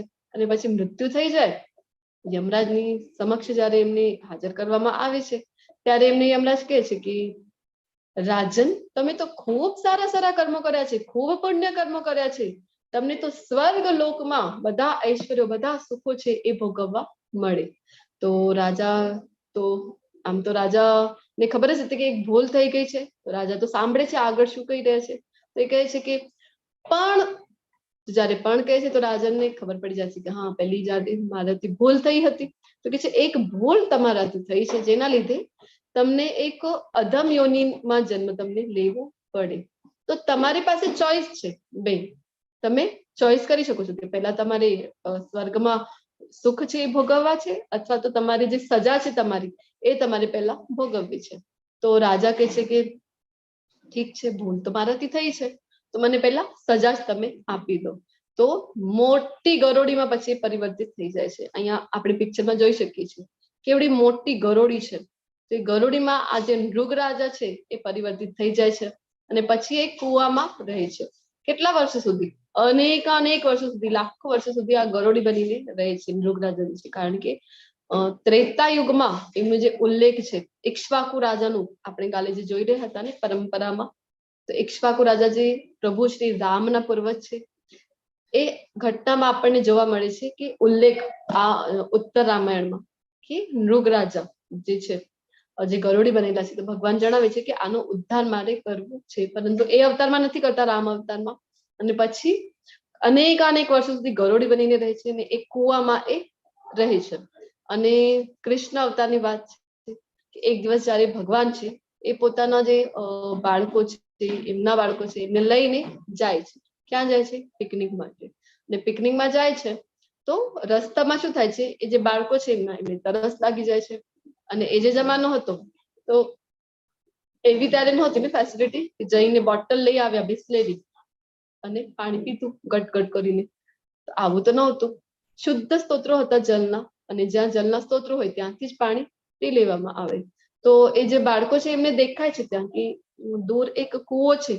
તો એ કહે છે પોતાના પિતાને કે ત્યાં એક કૂવો છે, અમે ત્યાંથી પાણી લઈ આવીએ છીએ. એને નીકળે છે ત્યાં જવા માટે. અને જેમ બાળકો છે એ અંદર જોવે છે કૂવામાં, તો શું દેખાય છે એમને? કુવામાં પાણી તો હોતું જ નથી અને મોટી એવી ગરોળી દેખાય છે. તો જે કોઈ પણ ભગવાન સાથે ભગવાનના સંબંધી બનીને આવે છે ને, કે ભગવાનના સખા બનીને આવે અથવા તો ભગવાનના પુત્રો બનીને આવે છે, એ કોઈ સામાન્ય વ્યક્તિ હોતા નથી. દેવી દેવતાઓ છે, ભગવાનના ભક્તો હોય છે. તો દેવી દેવતાઓ જે હોય છે એ ભગવાન સાથે અહીંયા પુત્ર બનીને આવે છે. તો કરુણા હોય છે, દેવી ગુણ હોય છે, એમનામાં કરુણા હોય છે. તો એ જોઈ છે ગરોળીને, તો એમને દયા આવે છે એમની ઉપર. તો ટ્રાય કરે છે એને બહાર કાઢવા માટે. જે વેલ હોય છે ને ઝાડની, એ વેલ લઈ આવે અને એક બાજુ વૃક્ષથી બાંધે છે, બીજી બાજુ મૂકે છે અને પ્રયત્ન કરે છે, પરંતુ એમનાથી ગરોળી છે બહાર નીકળતી નથી. પછી બોલાવી આવે છે, કોને? પોતાના પિતાશ્રીને. અને પછી કહે છે કે જો ને અહીંયા આ ગરોળી ફસાયેલી છે, તમે સહાયતા કરો. તો ભગવાન જયારે આવે છે અને જોઈ છે આ કુવાની અંદર, તો ભગવાન આમ હાથ લાંબુ કરે છે અને જેમ ભગવાન ટચ કરે છે ગરોળીને, તો તરત જ મૃગરાજામાં એ ગરોળી છે પરિવર્તિત થઈ જાય છે. તો ભગવાનના સ્પર્શ માત્રથી. તો પછી ભગવાન પૂછે છે કે આ કેમ થયું? તો મૃગરાજા પ્રણામ કરે છે અને કહે છે, ભગવાન તમે તો અંતર્યામી છો, બધું જાણો છો, તમે પૂછી રહ્યા છો. તો આવું થયું મારી પાસેથી ભૂલ થઈ ગઈ હતી. પહેલા બ્રાહ્મણે આપેલી ગાય બીજાને અપાઈ ગઈ, જેના કારણે મને આ ગરોળીની યોનિમાં જન્મ લેવું પડ્યું. પરંતુ એક મારાથી અકર્મ થઈ ગયું હતું. કર્મના પ્રકાર જોઈ ગયા હતા ને કર્મયોગમાં. તો કહે છે કે મારી પાસેથી એક અકર્મ થઈ ગયો હતો. કેવું કર્મ? તો એક વખત મારા રાજ્યમાં અમુક જે સાધુ છે, સાધુ સંતો આવ્યા હતા અને એમને મારી પાસેથી રિક્વેસ્ટ કરી હતી કે અમને ભાગવતમ, શ્રીમદ ભાગવતમની અમુક પ્રતો જોઈએ છે, તો એ તમે અમને બનાવી આપો. કારણ કે પ્રિન્ટિંગ પ્રેસ તો નહોતું એ જમાનામાં, હાથથી લખવું પડે એવું હતું. તે રાજા છે પોતાના મંત્રીઓને આદેશ આપે છે અને અમુક પ્રતો બનાવીને આપે છે. અને પછી રાધા કૃષ્ણનું મંદિરનું અમે નિર્માણ કરી રહ્યા છે, તો એના માટે તમે દાન આપો. તો રાજાએ એના માટે દાન આપ્યું હતું. તો આ બે મારાથી અકર્મ થઈ ગયા. ભગવાન માટે જે કંઈ પણ કરીએ છીએ, આપણે વાત કરી હતી, કેન્દ્રમાં ભગવાનને મૂકીને, કૃષ્ણને કેન્દ્રમાં મૂકીને જે કંઈ પણ આપણે કરીએ છીએ, તો એ થઈ ગયો આપણો અકર્મ. એ આપણને ક્યારેય બાંધતો નથી. બાકીના આપણે જોઈ ગયા હતા કે 3 પ્રકાર એના સિવાયના જે હતા એ બધા આપણને બાંધે છે. અને ભગવાન પોતે પણ કહે છે ને, યજ્ઞ અર્થાર્થ કર્મણ્યો અન્યત્ર લોક કર્માનું બંધિની. તો કૃષ્ણ પ્રત્યાર્થી જે કંઈ પણ આપણે નથી કરતા, એ બધા કર્મ આપણને બાંધે છે. તો એ અકર્મ થઈ ગયો હતો, જેના લીધે ભગવાન તમારા હાથથી આજે મારું ઉદ્ધાર થયું છે. આવી સુંદર જે ઘટના છે મૃગરાજાની આવે છે, જેનાથી આપણને ખબર પડે છે કે દાન જે આપણે કરતા હોઈએ છીએ, આપણે કેટલું દાન કરી શકીએ કરીને. આ મૃગરાજા તો તમે વિચાર કરો કે 1 લાખ ગાયો રોજની દાન કરતા હતા. એ પણ સોનાથી રૂપાથી શણગારેલી, રેશમી વસ્ત્રોથી શણગારેલી. એટલું દાન તો આપણે વિચારે ન કરી શકીએ. તો માનવ સેવા છે એ માધવ સેવા નથી. શાસ્ત્રો એવું આપણને જણાવે છે. શ્રીમદ ભાગવતમથી આપણને ખબર પડે છે. તો આનો અર્થ શું છે? દાન કરવાનું નહીં? સારું, દાન કરવાનું જ નથી, તો આવું એનો અર્થ નથી. દાન તો આપણે કરવું જ છે, કારણ કે ભગવાન ભગવદ્ ગીતામાં જણાવે છે કે યજ્ઞ, દાન અને તપ ક્યારેક પણ છોડવા જોઈએ નહીં. 17મા અધ્યાયમાં ભગવાન આપણને જણાવે છે કે યજ્ઞ, દાન અને તપ ન ત્યજ્ય, કે એનું ક્યારે પણ ત્યાગ કરવાનું નથી, કરવાના છે. પરંતુ જો તમે તમારામાંથી જ ઘણા બધા લોકોએ કીધું ને કે બધા જ જીવો છે, ભગવાન પોતે ભગવદ્ ગીતામાં કહે છે કે મમે વાંચો જીવલોકી, બધા જે જીવો છે એ મારા અંશો છે. તો આપણે જયારે દાન કરીએ ત્યારે એ ભાવનાથી કરવાની છે કે ભગવાનના એ અંશો છે. અને કેવી રીતે દાન કરવાનું? કે આપણાથી અકર્મ થાય એવી રીતે આપણે દાન કરવું જોઈએ. અન્યથા એ પણ આપણને બાંધ છે ને. કૃષ્ણ જ્યાં નથી એ બધી વસ્તુ આપણને બાંધી છે. તો કૃષ્ણને મધ્યમાં લઈ આવવું છે. આપણે શું કરવું છે કે જો આપણે સમજો કે અન્નદાન કરી રહ્યા છીએ, તો અન્નદાન જયારે કરીએ તો સૌપ્રથમ એ ભગવાનને ભોગ ધરાવવાનું છે અને પછી એ બીજા પ્રસાદમાં મિક્સ કરી દેવાનું છે, બીજી રસોઈમાં, જેનાથી બધું પ્રસાદ બની જાય અને એનું વિતરણ કરવાનું છે. પ્રસાદ ખાવાના અસંખ્ય ફાયદો છે, આપણે જોઈ ગયા છે, ડે 1માં જ વાત કરી હતી. પ્રસાદ આપણે જેમ જેમ ખાઈએ છીએ તો આપણા જે અનર્થ નિવૃત્તિ આપણી થતી જાય છે અને શુદ્ધિકરણ આપણું બહુ ફાસ્ટ થઈ જાય છે. તો પછી જેમને પણ આપણે આ પ્રસાદ આપીએ, ભગવાનને પ્રાર્થના કરીને આપવાની કે એ બધા જ લોકોનું શુદ્ધિકરણ થાય. ભગવાન એમને પણ તમે તમારી ભક્તિ આપો. આવી રીતે જયારે આપીએ તો એમનું ભલું થાય ને. અથવા તો જો આપણે કોઈને ભોજન છે એ આપીએ તો કેટલી વખત આપણે આપી શકાય? જો કોઈ ભૂખ્યા છે એમને જો આપણે અન્નદાન કર્યું, એક વખતનું અન્નદાન કર્યું, બીજા વખતે એમને ભૂખ લાગશે કે નહીં? ભૂખ લાગશે જ ને. અથવા તો વસ્ત્રદાન કર્યું તો કેટલી વખત ચાલી શકે? કોઈને વસ્ત્રદાન કરીએ આપણે તો વધુમાં વધુ 1 મહિનો, અમુક મહિનાઓ સુધી, પછી ફરીથી બીજા વસ્ત્રોની આવશ્યકતા તો રહેશે ને. તો બેસ્ટ દાન જે છે એમની માટે, જે એમને આ જે પરિસ્થિતિમાં આવ્યા છે એનાથી, અથવા તો એનાથી પણ ખરાબ જે સિચ્યુએશન હોય છે જન્મ મૃત્યુ વાળી, એનાથી બચાવી શકાય એવું જ્ઞાન આપણે એને આપીએ તો એનું આપણે કલ્યાણ કર્યું કહેવાય ને. ભગવદ્ ગીતાનું જો આપણે એમને જ્ઞાન આપીએ, જ્યાં પણ આપણે અન્નદાન કરવા જઈ રહ્યા છીએ ત્યાં એક નાનકડું કીર્તન કરાવીએ હરે કૃષ્ણનું, આપણે હરે કૃષ્ણ મહામંત્રનું, તો આવી રીતે આપણે એમની ચેતના છે એને શુદ્ધ કરતા હોઈએ છીએ. અને જેનાથી એમને જે અલ્ટિમેટ ફાયદો છે એ મળે છે. સુકૃતિઓ આપણે આવી રીતે એડ કરી શકાય છે કોઈની પણ લાઈફમાં. 7મા અધ્યાયમાં ભગવાન સુકૃતિઓ વિશે જણાવે છે, તો આવી રીતે સુકૃતિઓ એડ કરી શકાય છે. તો એ કરી શકીએ આપણે. વસ્ત્રદાન કરીએ છીએ તો પહેલા ભગવાનને એ અર્પણ કરવાનું, અને પછી એ જ્યારે કોઈને પણ આપણે ડોનેટ કરીએ છીએ, બ્લેન્કેટ વગેરે ઠંડીના દિવસો ગયા તો આવી રીતે આપણે દાન કરી શકાય છે કે ભગવાનને સેન્ટરમાં લાવીને. ઓકે, તો આ ભાવનાથી જ્યારે આપણે કરીએ અને ભગવાનને રિક્વેસ્ટ કરવાની કે ભગવાન તમારી દયાથી મને થોડુંક બીજા કરતા થોડુંક વધારે મળેલું છે અને હું એને તમારી સેવામાં, આ બધા જીવાત્માઓ છે એ તમારા અંશો છે, તો તમારી સેવામાં એ લગાડવા ઈચ્છું છું. એવી રીતે ભગવાન કૃષ્ણને પ્રાર્થના કરીને જો આપણે દાન કરીએ તો એ અકર્મ થઈ ગયો. અન્યથા શું થાય છે?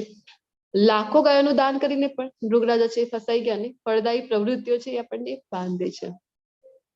હવે ત્યાગની સમજણ, યોગ્ય સમજણ આપણને ક્યાંથી મળે છે? શ્રીલ રૂપ ગોસ્વામી દ્વારા રચિત ભક્તિ રસામૃત સિંધુ એક શ્લોક આપણી સાથે શેર કરવામાં આવેલું છે. તો એમાં આપણને શ્રીલ રૂપ ગોસ્વામી સમજાવે છે. શું સમજાવે છે? કે જ્યારે મુક્તિ મેળવવા માટે આતુર વ્યક્તિઓ પરમ પુરુષ ભગવાનને લગતી વસ્તુઓનો ત્યાગ કરે છે, તેમને ભૌતિક માની લે છે, ત્યારે તેમનો ત્યાગ અપૂર્ણ કહેવાય છે. સંન્યાસની જયારે વાત કરતા હતા ને, તો બધું છોડીને જતા રહેવાનું એ આપણું સાચું ત્યાગ કહેવાય, સાચું વૈરાગ્ય કહેવાય. તો ભગવાને તો ના પાડી હતી ત્યાં, અને અહીંયા શ્રી રૂપ ગોસ્વામી પણ આપણને સમજાવે છે કે આવું જે ત્યાગ છે એ ફલગુ ત્યાગ કહેવાય છે. આ સાચો ત્યાગ નથી. સાચો ત્યાગ કયો છે? તો પછી આપણી પાસે જે કંઈ પણ છે એ ભગવાન શ્રી કૃષ્ણની સેવામાં લગાડી દેવાનો, એ થઈ ગયો આપણો સાચો ત્યાગ.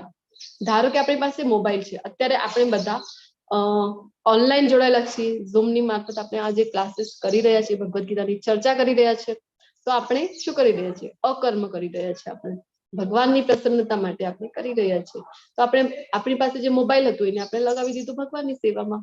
કોઈની પાસે લેપટોપ હોય તો તમે એઝ અ કો હોસ્ટ, એઝ અ એડમિન સેવા આપી શકો છો. આપણા ઓનલાઈન વર્ગોની ઘણી બધી બેચેસ ચાલતી હોય છે, સેવાની જરૂર પણ છે, તો એમાં તમે સેવા આપી દો. તમારી પાસે જે કંઈ પણ ગેજેટ્સ છે એનો યુઝ એવી રીતે કરીને, તો એ થઈ ગયો તમારો સાચો ત્યાગ. એવું નથી કે ના આ વસ્તુનો ત્યાગ, સારા ભોજન છે, સારો વ્યંજન એ તો હું છોડી દઈશ, એનો ત્યાગ ના. સારું ભોજન આપણે બનાવી શકાય, ભગવાનને એ અર્પણ કરવાનું પહેલા, પછી પ્રસાદ તરીકે એનું આપણે સેવન કરી શકાય છે. તો આવી રીતે જે કંઈ પણ આપણી પાસે છે એને પહેલા કૃષ્ણની સેવામાં લગાડવાનું છે, અને પછી આપણે આવી રીતે જો કરીએ તો એ આપણો સાચો ત્યાગ છે એ કહેવાય છે. ત્યાગ વિશે વારંવાર આગળના અધ્યાયમાં આવવાના છે. હું ત્યારે તમને પૂછીશ તો તમને આ યાદ રાખવાનું છે. ભક્તિ રસામૃત સિંધુનો જે રેફરન્સ છે કે સાચો ત્યાગ કોને કહેવાય? જે કંઈ પણ આપણી પાસે છે એનો ત્યાગ કરી દેવાનો તો નહીં, એને ભગવાન કૃષ્ણની સેવામાં લગાડવાનો, એ સાચો ત્યાગ છે. હવે અર્જુનજીનો જે પ્રશ્ન છે, કર્મ યોગ કે કર્મ સંન્યાસ, છોડીને જતો રહું અથવા તો ભગવાન હું તમે જેમ કહી રહ્યા છો યુદ્ધ કરવા, તો એ કર્મ યોગમાં આગળ વધું. તો જે મનુષ્ય ન તો કર્મફળનો તિરસ્કાર કરે છે, ભગવાન જણાવી રહ્યા છે, અને ન કર્મફળની ઈચ્છા રાખે છે. જ્ઞેય સ નિત્ય સંન્યાસી યો ન દ્વેષ્ટિ ન કાંક્ષતિ નિર્દ્વંદ્વો હિ મહાબાહો સુખમ બંધાત પ્રમુચ્યતે. કહે છે કે તેને નિત્ય સંન્યાસી જાણવો જોઈએ, કર્મફળનો તિરસ્કાર પણ નથી કરતો અને કર્મફળની ઈચ્છા પણ નથી રાખતો. તો એ જ થઈ ગયો નિત્ય સંન્યાસી, એટલે કે અલ્ટિમેટલી ફળની ઈચ્છા રાખવાની નથી. હે મહાબાહુ અર્જુન, આવો મનુષ્ય સર્વ દ્વંદ્વોથી રહિત થઈને ભૌતિક બંધનને સહજમાં પાર કરીને સંપૂર્ણપણે મુક્ત થઈ જાય છે. તો આવી રીતે ફળની ઈચ્છા નહીં રાખી અને કર્મ કરીશું, કર્તવ્ય સમજીને કર્મ કરીશું, તો પછી ભગવાન કહે છે કે આ ભૌતિક બંધનમાં જે ફસાયેલા છે, આપણે જન્મ મૃત્યુમાં જે ફસાયેલા છે, અહીંયાથી આપણે સહજ પાર કરી શકીએ આ સ્ટેજને. તો ભગવાન અહીંયા સમજાવી રહ્યા છે કે પરિણામોનો ત્યાગ કરો, ક્રિયાનો નહીં. રિઝલ્ટ છે, પરિણામ જે આવવાનું છે, રિઝલ્ટ જે આવવાનું છે, એનો ત્યાગ કરવાનો છે, સતત એનું ચિંતન કરવાનો નથી. ક્રિયા તો કરવાની છે, ક્રિયાનો ત્યાગ કરવાનો નથી કે હા મારું રિઝલ્ટ કેવું આવશે, આ ચિંતનમાં મારે ભણવું જ નહીં. આ રોંગ છે, ભગવાન કહે છે. સંન્યાસસ્તુ મહાબાહો દુઃખમાપ્તુમ યોગતો યોગયુક્તો મુનિર્બ્રહ્મ ન ચિરેણાધિગચ્છતિ. ભગવત ભક્તિમાં જોડાયા વિના કેવળ સમગ્ર કર્મનો પરિત્યાગ કરવા માત્રથી કોઈ મનુષ્ય સુખી થઈ શકતો નથી, પરંતુ ભક્તિમય સેવામાં પરોવાયેલો વિચારશીલ મનુષ્ય પરમેશ્વરને તરત જ પ્રાપ્ત કરે છે. સંન્યાસ વિશે આપણે વાત કરી હતી ત્રીજા અધ્યાયમાં કે બસ ઘરમાં ઘણી બધી પ્રોબ્લેમ્સ છે, કંકાસ છે, તો છોડો ઘર બાર ચલો હરિદ્વાર, આવી રીતે વિચારીને સંન્યાસ લેવો તો ભગવાને કીધું હતું ને કે મિથ્યાચારી કહેવાય. ત્યાં જઈને જો તમને એ જ વિચાર આવે આવું તો મિથ્યાચારી કહેવાય. અને અહીંયા જણાવી રહ્યા છે કે આ જે સંન્યાસ લીધો છે તમે, એમાં ભગવત ભક્તિ છે, ક્યાંય ભગવાનની ભક્તિ રહેલી છે તો તમારો સાચો સંન્યાસ કહેવાય, અધરવાઇઝ નહીં. તો આપણે જે કંઈ પણ ધામ છે, ભગવાનના તીર્થ સ્થળ છે, ધામ છે, ત્યાં આપણે જોઈ શકીએ કે ઘણા બધા સંન્યાસીઓ હોય છે, પરંતુ એમાંથી મેક્સિમમ આપણને દેખાય છે કે જે ભૌતિકતામાં જ ડૂબેલા હોય છે. ભગવાનની ભક્તિ કરતા દેખાય એવા સંન્યાસીઓ કેટલા હોય છે, જે માળા કરતા હોય, ભગવાનના નામનું સતત જપ કરતા હોય, અથવા તો ભગવાનના નામનો પ્રચાર કરતા હોય. કોઈને આપણે જોઈ ગયા હતા ને કે સાચો સંન્યાસી કોને કહેવાય, કે જે જઈને લોકોને ઉઠાડવાનું કામ કરે, જગાડવાનું કામ કરે. કેવી રીતે કે આ જન્મ મૃત્યુમાં તમે ફસાયેલા છો એને તમે કેવી રીતે પાર કરી શકો, એ જ્ઞાન જે આપે એ સાચો સંન્યાસી કહેવાય. જ્યાં પણ એ ભિક્ષાટન માટે જાય એમને જગાડવું જોઈએ. તો આવી રીતે જો કરો છો, ભક્તિની સેવા કરો છો, તો તમે સાચા સંન્યાસી છો. અધરવાઇઝ આના સિવાય જો તમે સંન્યાસ લીધેલો છે તો આ તમારો વ્યર્થ છે, કોઈ સુખની તમને પ્રાપ્તિ થશે નહીં. જે મનુષ્ય ભક્તિભાવે કર્મ કરે છે, જે વિશુદ્ધ આત્મા છે અને જે પોતાના મનો તથા ઇન્દ્રિયોને વશમાં રાખી શકે છે, તે સૌને પ્રિય હોય છે અને બધા જીવો તેને પ્રિય હોય છે. એવો મનુષ્ય હંમેશા કાર્યરત રહેતો હોવા છતાં કદાપી લિપ્ત થતો નથી. હવે કેટલો મોટિવેશનલ આ જે શ્લોક છે, અધ્યાય 5 નો 7મો. બધાને ઈચ્છા હોય છે ને કે હું બધાનો પ્રિય બનું, હોય છે કે નહીં? એના માટે આપણે કેટલો બધો પ્રયત્ન કરતા હોય છે. પરંતુ જો 7મો શ્લોક છે ભગવદ ગીતાનો, એ સમજી લઈએ સારી રીતે. શું કહે છે ભગવાન? એક તો ભક્તિ ભાવે કર્મ કરવું, ભક્તિ હોવી જરૂરી છે આપણા લાઈફમાં. શું કામ પ્રભુપાદજીએ ભક્તિ આપ્યું છે ભગવદ ગીતાના શરૂઆતથી? કારણ કે ભગવદ ગીતાનો સાર જ એ છે ભગવદ ભક્તિ, ભગવદ શરણાગતિ. તો એને પ્રભુપાદજીએ અત્યંત કૃપાલુ છે એટલે પહેલા અધ્યાયથી ઇવન પ્રસ્તાવનામાં જ કોઈ મનુષ્ય છે એ જો પહેલા અધ્યાય સુધી પણ ન વાંચન કરે, કારણ કે ઘણા બધા લોકો છે પહેલો બીજો ત્રીજા અધ્યાય સુધી વાંચે, અથવા તો કોઈ છે તો એક જ અધ્યાય વાંચે, એક જ અધ્યાય વાંચે તો એનો ઉદ્ધાર કેવી રીતે થાય? પ્રભુપાદજી ત્યાં એનો સાથ આપી દે છે ભગવદ ગીતા, એમાં ભક્તિ આપી દે છે.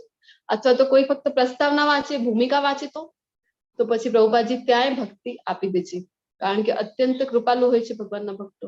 તો પ્રસ્તાવના વાંચવાથી જેને ભગવદ ગીતાનો સાર મળી જાય. તો અહીંયા ભગવાન કહી રહ્યા છે પોતે કે ભક્તિભાવે જે કર્મ કરે છે, અને બીજો શું, તો મન અને ઇન્દ્રિયોને વશમાં રાખી શકે છે. ઇન્દ્રિયો પોતાની વશમાં હોય તો બધાના પ્રિય બની શકાય છે. ઇન્દ્રિયો વશમાં નથી, તરત જ ગુસ્સો આવી ગયો તો રિલેશનશિપ આપણી બગડે કે નહીં? ન બોલવાના શબ્દો, તરત સામેવાળા ઉપર ગુસ્સો થઈ ગયા, ન બોલવાના શબ્દો બોલી નાખ્યા, તો પછી આપણો જે રિલેશનશિપ છે એ વ્યક્તિ સાથે એ જરૂરથી બગડશે ને. તો આવી રીતે આપણે કોઈના પ્રિય થઈ શકાય નહીં. પછી આપણને પછતાવો થાય છે કે અરે આ તો વધારે બોલાઈ ગયું મારાથી, આ બોલવું જોઈતું નહોતું. ક્યારે થઈ શકે? ઇન્દ્રિય વશમાં કરવી, મનને વશમાં કરવું. એ અર્જુનજી પોતે કહે છે 6ઠ્ઠા અધ્યાયમાં કે મન કેવું છે? અત્યંત ચંચલ છે. એને મનને વશમાં રાખવું અત્યંત ડિફિકલ્ટ છે. તો અહીંયા ભગવાન કહે છે મન વશમાં છે તમારું, ઇન્દ્રિયો વશમાં છે, તો તમે બધાના પ્રિય બની શકો છો. અને આવો વ્યક્તિ આપણને લાગે કે જે કામ આપણે કરી રહ્યા છે સવારથી સાંજ સુધી એ વ્યક્તિ પણ કરી રહ્યો છે, પરંતુ ફરક શું છે? ફરક એ છે કે એ જે સામેવાળું વ્યક્તિ છે એ ક્યારે પણ કર્મ બંધનમાં બંધાતો નથી અને આપણે જે કર્મ બંધનમાં બંધાઈએ છીએ. કેવી રીતે? કારણ કે જો આપણે સવારથી રાત્રિ સુધી જે કંઈ પણ કાર્ય કરતા હોઈએ છીએ આપણા ડે ટુ ડે લાઈફના, તો જો એમાં કૃષ્ણ નથી તો બધા જ કર્મો તો આપણને બાંધે છે. અને ભૌતિકતામાં આપણે આવી જ જઈએ છીએ, પ્રકૃતિના ગુણોના સંપર્કમાં આવીને, ભૌતિકતાના સંપર્કમાં આવીને આપણે આ કર્મ બંધનમાં ફસાઈ જઈએ છીએ. જ્યારે કોઈ ભક્ત છે ભગવાનના, તો ભક્ત છે જે ભક્તિ ભાવે કર્મ કરે છે એટલે ભગવાનના ભક્ત થયા, તો એ પોતાના જે કંઈ પણ કામ છે એમાં સેન્ટરમાં કૃષ્ણ હોય છે, એમાં મધ્યમાં કૃષ્ણ હોય છે. તો કૃષ્ણ જો સેન્ટરમાં હોય તો ક્યારે પણ એ કર્મ બંધનમાં ફસાતો નથી.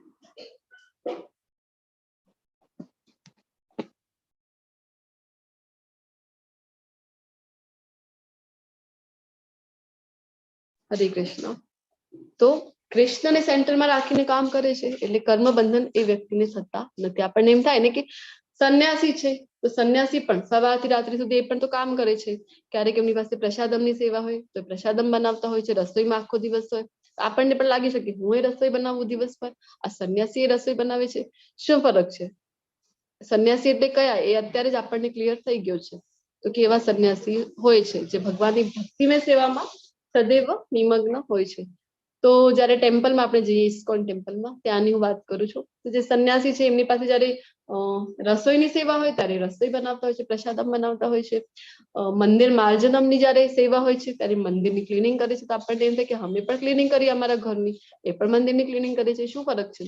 ફરક એ છે કે એમને કર્મ બંધન થતું નથી ને આપણને કર્મ બંધન થાય છે. કેવી રીતે થાય છે કર્મ બંધન? તો આગળ ભગવાન ઉદાહરણ સાથે સમજાવે છે. અને આપણે માટે અહીંયા પ્રશ્ન છે કે આ જગતમાં રહીને વ્યક્તિ પોતાની ફરજ કેવી રીતે નિભાવી શકે છે? અત્યારે જે મેં એક્ઝામ્પલ આપ્યું એમાં મેં કહી દીધું છે, પરંતુ ફરીથી રિવાઇઝ કરવા માટે હું પૂછું છું. જણાવો તમે મને કે આપણી જે ફરજ છે એ આપણે કેવી રીતે કરી શકાય અને બંધન પણ ન થાય આપણને કર્મનું. હરે કૃષ્ણ. હરે કૃષ્ણ. કૃષ્ણને સેન્ટરમાં રાખીને કરવાનું. ભગવાનને સેન્ટરમાં રાખીને, કૃષ્ણ ભગવાનને સેન્ટરમાં રાખીને કરવાથી આપણે કર્મમાં બંધાતા નથી અને દરેક ક્રિયામાં આપણે ભગવાનને યાદ કરીએ તો આપણી દરેક ક્રિયામાં ભગવાન સેન્ટરમાં હોય છે અને ભગવાન બળ પણ આપે છે. આપણે જે કર્મ કરીએ છીએ એ ભગવાનને અર્પણ કરીને કરીએ અને ભગવાનને સેન્ટરમાં રાખીને કર્મ કરીએ. ફળની આશા રાખ્યા વગર કર્મ કરવાનું. ઓકે, ફળની આશા રાખ્યા વિના. બાકીના લોકો કહે છે કે ભગવાનને કેન્દ્રમાં રાખીને 1+ જે છે. બસ મારું બી એ જ કે ફળની આશા રાખ્યા વગર ભગવાનને આ સેન્ટર ભગવાન માટે કાર્ય કરવું, માતાજી. માતાજી ભગવાનને સેન્ટરમાં રાખીએ ભગવાન એના કરતા થઈ જાય છે કર્મના. થોડુંક ડિસ્ટર્બન્સ છે, નોઈઝ આવે છે. એક પ્રભુજી પણ બોલતા હતા ને, તમારું શું કહેવું છે પ્રભુજી?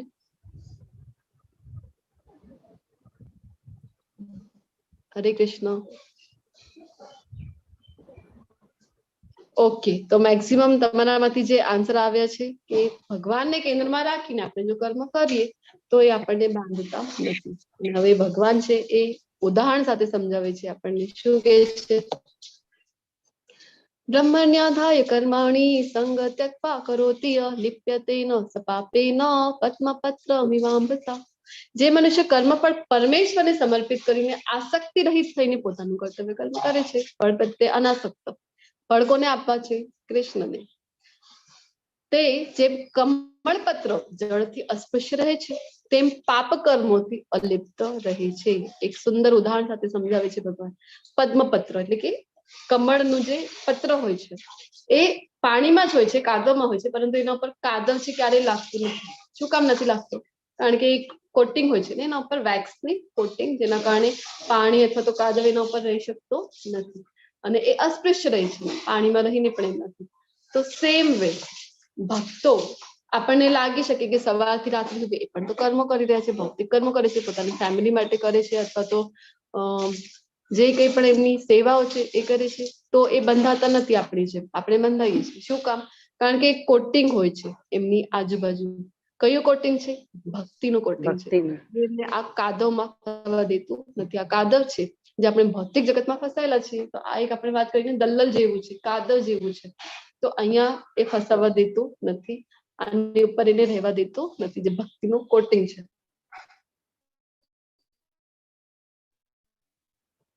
બુદ્ધિ અને ઇન્દ્રિયો દ્વારા પણ કેવળ આત્મશુદ્ધિના હેતુ માટે કર્મ કરે છે. યોગીજનો એટલે ભક્તો જે છે એ શું કરે છે? પોતાના શરીરથી, મનથી, બુદ્ધિથી અને ઇન્દ્રિયોથી એક જ કામ કરે છે, આત્મશુદ્ધિ માટે, ભગવાનની પ્રસન્નતા માટે. જો ઇન્દ્રિયોને આપણે લગાવીએ ને ભગવાનની સેવામાં, તો ઇન્દ્રિયો કરતા પ્રબળ જે છે એ બુદ્ધિ છે. તો બુદ્ધિ છે એ ભગવાનની સેવામાં લાગી જશે. ઇન્દ્રિયોથી પ્રબળ મન છે, મનને ભગવાનમાં લગાડીશું, બુદ્ધિ ઓટોમેટિક લાગી જશે ભગવાનની સેવામાં. તો આપણે શું કરતા હોઈએ છીએ ઇસ્કોનમાં? આપણે પોતાની ઇન્દ્રિયોને ભગવાનની સેવામાં લગાડીએ છીએ કે જેનાથી આપણું મન છે એ ભગવાનમાં લાગી જાય. કેવી રીતે લાગશે? જો ઇન્દ્રિયોને કેવી રીતે લગાવી શકાય? તો પગ છે, પગથી ચાલીને મંદિરમાં જવું, અને હાથ છે તો હાથથી ભગવાનના શ્રી વિગ્રહ છે એના દર્શન કરવા, હાથથી પ્રસાદમ બનાવવું ભગવાન માટે. અને પછી મોઢું છે, જીહ્વા છે, જે અત્યંત પ્રબળ ઇન્દ્રિય છે આપણી બધાની. તો જેને જીતવું છે એ અત્યંત દુષ્કર છે, આચાર્યો કહે છે. તો એને કેવી રીતે જીતી શકાય? કૃષ્ણ પ્રસાદમ જયારે આપણે ગ્રહણ કરીએ તો એ જીહ્વા ઉપર આપણે વિજય મેળવી શકીએ છીએ. પછી નાક છે, તો નાકથી આપણે ભગવાનને જે અર્પણ કરેલા પુષ્પ છે એને સૂંઘતા હોઈએ છીએ. પછી ઇસ્કોનના ટેમ્પલમાં તમે જશો તો તમને ખબર પડશે કે ભગવાનને જે અર્પણ કરેલા ફૂલો છે, પુષ્પો છે, એ આપણને આપવામાં આવે છે સૂંઘવા માટે. કાન છે, તો કાનથી આપણે શ્રવણમ કરતા હોઈએ છીએ. અત્યારે આપણે જે કરી રહ્યા છીએ ભગવદ ગીતાનો શ્રવણમ અથવા તો ભાગવતમનો શ્રવણમ કરીએ, તો એ કાનથી આપણે કરીએ છીએ. અને આંખો છે, તો ભગવાનના શ્રી વિગ્રહના દર્શન કરવા, મંગળા આરતીના દર્શન કરવા, ભગવાનના શ્રૃંગાર આરતીના દર્શન કરવા. એવી રીતે આપણે શું કરીએ છીએ કે પોતાની ઇન્દ્રિયો છે એ ભગવાનમાં લગાવીએ છીએ. તો પછી કારણ કે ભગવદ ગીતામાં ભગવાન શું માંગે છે વારંવાર અર્જુન પાસેથી? મન મના ભવ મદભક્તો, મન માંગે છે, બુદ્ધિ માંગે છે. તો મન ક્યારે આપી શકાશે? તો ધીરે ધીરે ઇન્દ્રિયોથી આપણે સેવા કરીશું તો મન છે એ લાગી જશે. આપણા શ્રીલા પ્રભુપાદજી છે, શ્રીલા પ્રભુપાદજીએ જે કંઈ પણ કર્યું છે કામ, એ કોના માટે કર્યું છે? કૃષ્ણની પ્રસન્નતા માટે. શ્રીલા પ્રભુપાદજી કેટલો બધો 70 વર્ષની વયે અમેરિકા ગયા ને, ત્યાં જઈને એમણે કેટલા બધા કષ્ટો છે એ વેડપ્યા હતા કે નહીં? તો શ્રીલા પ્રભુપાદજીએ બધા અકર્મ કર્યા છે ને એટલા બધા એ ચેલેન્જીસ છે એમને ફેસ કરીને એ અમેરિકામાં રહ્યા. ત્યાં જયારે એ હતા ને, તો રોજ એમની પાસે જે ભક્તો આવતા હતા, નવા નવા જયારે આવતા હતા, ત્યારે એમના શિષ્ય બન્યા નહોતા હજી. તો એટલી એમનામાં શુદ્ધતા નહોતી, એટલી એમને ખબર નહોતી. તો પ્રભુપાદજી એ બધા માટે પ્રસાદમ બનાવ્યા. એ બધા માટે કેટલા લગભગ 60-70 જેટલા એક સમય આવતા હતા એમની પાસે, જે નયા નયા જે હિપ્પીઓ હતા, ત્યાંના તરુણ અને તરુણીઓ હતા, એ બધા એમની પાસે આવે, સંકીર્તનમાં સંમિલિત થાય અને સુંદર મજાનું જે પ્રસાદમ પ્રભુપાદજી છે એ બધા માટે બનાવતા હતા, ભગવાનને અર્પણ કરે અને બધાને ખવડાવતા હતા. પ્રસાદમ ખાઈ ખાઈને ભગવાનના પવિત્ર નામનો શ્રવણમ કરી કરીને એમના બધામાં જે છે શુદ્ધતા આવી ગઈ. અને પ્રભુપાદજી એ જયારે આ શરૂઆત કરી ત્યારે એ એમના શિષ્ય બન્યા નહોતા, જે હિપ્પીઓ હતા, તો એ મદદ નહોતા કરતા. પ્રભુપાદજી એકલા બધા માટે પ્રસાદમ બનાવે અને બધાના જે વાસણ છે એ પણ પોતે સાફ કરતા. આટલો બધો પ્રભુપાદજી આપણા બધા માટે કરી ગયા છે. યોગીજનો એવા હોય છે. ભક્તિમાં સ્થિત થયેલો મનુષ્ય પરમ શાંતિ પામે છે, કારણ કે તે પોતાના સર્વ કર્મના ફળ મને અર્પિત કરી દે છે. પરંતુ જે મનુષ્ય ભગવાન સાથે સંલગ્ન હોતો નથી તથા જે પોતાના શ્રમના ફળનો લોભી છે તે બદ્ધ થઈ જાય છે. ફળ જો આપણને થાય કે મેં મહેનત કરી છે, ફળ હું કેમ આપી દઉં? તો પછી આપણને બંધન થશે, કર્મ બંધન થશે. અને જો આપણે કૃષ્ણને અર્પણ કરી દઈએ તો પછી પરમ શાંતિની પ્રાપ્તિ આપણને થશે, જે ફળ આપણે છે.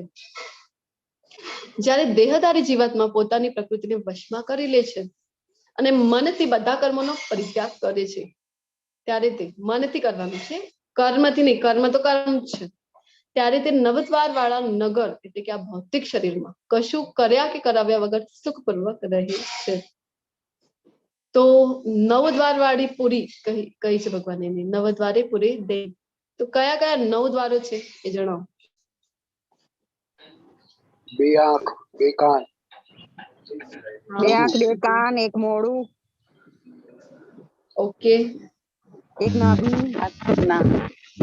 બે આંખ, બે કાન, એક મોઢું, 5 સેકન્ડ. બે નાક, બે આંખ, બે કાન, એક નાભી અને નાકના 2 નથુનો 6 ને 7, 8 ને 9, હજી 2 બાકી. બે કાન, બે આંખ, બે નાક, મોઢું અને કમરની નીચેના ગુદા ને યોની. ગુદાને ઉપર આવી રીતે થઈ ગયા. મન. 9 દ્વાર. અને આ આપણું જે મન. શરીર મન એમાં નથી આવતું, એ સૂક્ષ્મ શરીર છે ને આપણું. આપણે સ્થૂળ શરીરની અહીંયા વાત કરી રહ્યા છીએ. અચ્છા. સૂક્ષ્મ શરીર મન જે આવે છે ને એ આપણે 7મા અધ્યાયમાં જોઈશું. તો પરંતુ જ્યારે કોઈ મનુષ્ય અવિદ્યાને નષ્ટ કરનારા જ્ઞાનથી પ્રબુદ્ધ થાય ત્યારે જેવી રીતે દિવસે સૂર્ય દ્વારા બધું પ્રકાશિત થઈ જાય છે, તેવી રીતે તેના એક જ્ઞાનથી બધું જ પ્રકટ થઈ જાય છે. તો જ્ઞાન કેવું હોય છે? સૂર્ય જેમ પ્રકટ થાય તો સૂર્ય અને અંધકાર at a time at a place રહી શકે છે? નથી રહી શકતા. સેમ વે આ દિવ્ય જ્ઞાન કેવું છે? એ દિવ્ય જ્ઞાન જ્યારે પ્રકટ થાય છે ત્યારે અજ્ઞાનતા રૂપી જે અંધકાર છે એ એની સામે ટકી શકતું નથી. જ્યારે મનુષ્યની બુદ્ધિ, મન, શ્રદ્ધા તથા આશ્રય સર્વતા ભગવાનમાં સ્થિર થઈ જાય છે ત્યારે તે પૂર્ણ જ્ઞાન દ્વારા સર્વ સંશયોથી વિશુદ્ધ થઈને સીધો મુક્તિ પંથે આગળ વધે છે. આ બધું જ્યારે આપણે બધી વાતો માટે ભગવાન ઉપર ડિપેન્ડન્ટ હોઈએ, ભગવાન ઉપર એટલી દૃઢ આપણી શ્રદ્ધા હોય, આપણું મન બુદ્ધિની સાથે સાથે આશ્રય પણ, મારા પરમ આશ્રયદાતા કોણ છે? કૃષ્ણ પોતે છે. એ જ્યારે આપણે આપણા અંદર ભાવના આવી જાય છે ત્યારે આપણે આ મુક્તિ માર્ગમાં આગળ વધી શકાય છે. હવે હોશિયાર કોને કહેવાય, એટલે કે પંડિત બુદ્ધિમાન કોને કહેવાય? તો ભગવદ ગીતામાં ભગવાન આન્સર આપે છે. વિદ્યા વિનય સંપન્ને બ્રાહ્મણે કવિ હસ્તિની શુની ચૈવ શપાકી ચ પંડિતા સમદર્શિન. વિનમ્ર સાધુઓ તેમના યથાર્થ જ્ઞાનના પ્રતાપે વિદ્વાન તથા વિનયી બ્રાહ્મણને ગાય, હાથી, કૂતરા તથા ચંડાળને સમાન દૃષ્ટિથી જુએ છે. ભગવદ ગીતાનું જ્ઞાન લીધું, વ્યક્તિ આંધળું થઈ ગયો, ગાય જાય છે તો કહે છે કે આ તો જો હાથી જાય છે, અથવા તો આ કૂતરો જાય છે તો શું કહે છે કે જો ગાય જઈ રહી છે. આવું ચંડાળ છે તો કહે છે કે આ તો બ્રાહ્મણ છે. આવું આનો અર્થ થાય છે? તો નહીં. ભગવદ ગીતાનું જ્ઞાન લઈ લીધું એનો અર્થ છે કે ખબર છે કે બધાના અંદર કૃષ્ણ છે એ પરમાત્મા સ્વરૂપે બધા જ જીવોમાં વિરાજમાન છે. અત્યારે એને જે યોની મળી છે, હાથીની યોની મળી છે અથવા તો કૂતરાની યોની મળી છે, એના કર્મના લીધે એને અત્યારે આ યોનીમાં એ વ્યક્તિ છે. પરંતુ અલ્ટિમેટલી એના અંદર કોણ છે? આત્મા. આત્માની સાથે સાથે કોણ છે? તો પરમાત્મા સ્વરૂપે કૃષ્ણ પોતે છે. આ જ્ઞાન જેને મળી જાય એને પંડિત કહેવામાં આવે છે. અત્યારે જ આપણે આ પ્રશ્નનો જવાબ લઈ લીધો છે કે કેવી રીતે તમામ જીવો પ્રત્યે સમાન દૃષ્ટિથી જોવે છે. આવો જીવન મુક્ત પુરુષ ભૌતિક ઇન્દ્રિય સુખ પ્રત્યે આકૃષ્ટ થતો નથી.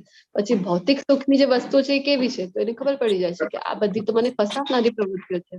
પરંતુ હર હંમેશ સમાધિમાં નિમગ્ન રહીને પોતાની અંદર જ આનંદનો અનુભવ કરે છે. એ રીતે આત્મ સાક્ષાત્કાર પામેલો પુરુષ પરબ્રહ્મમાં એકાગ્ર હોવાને કારણે અનંત સુખ ભોગવે છે.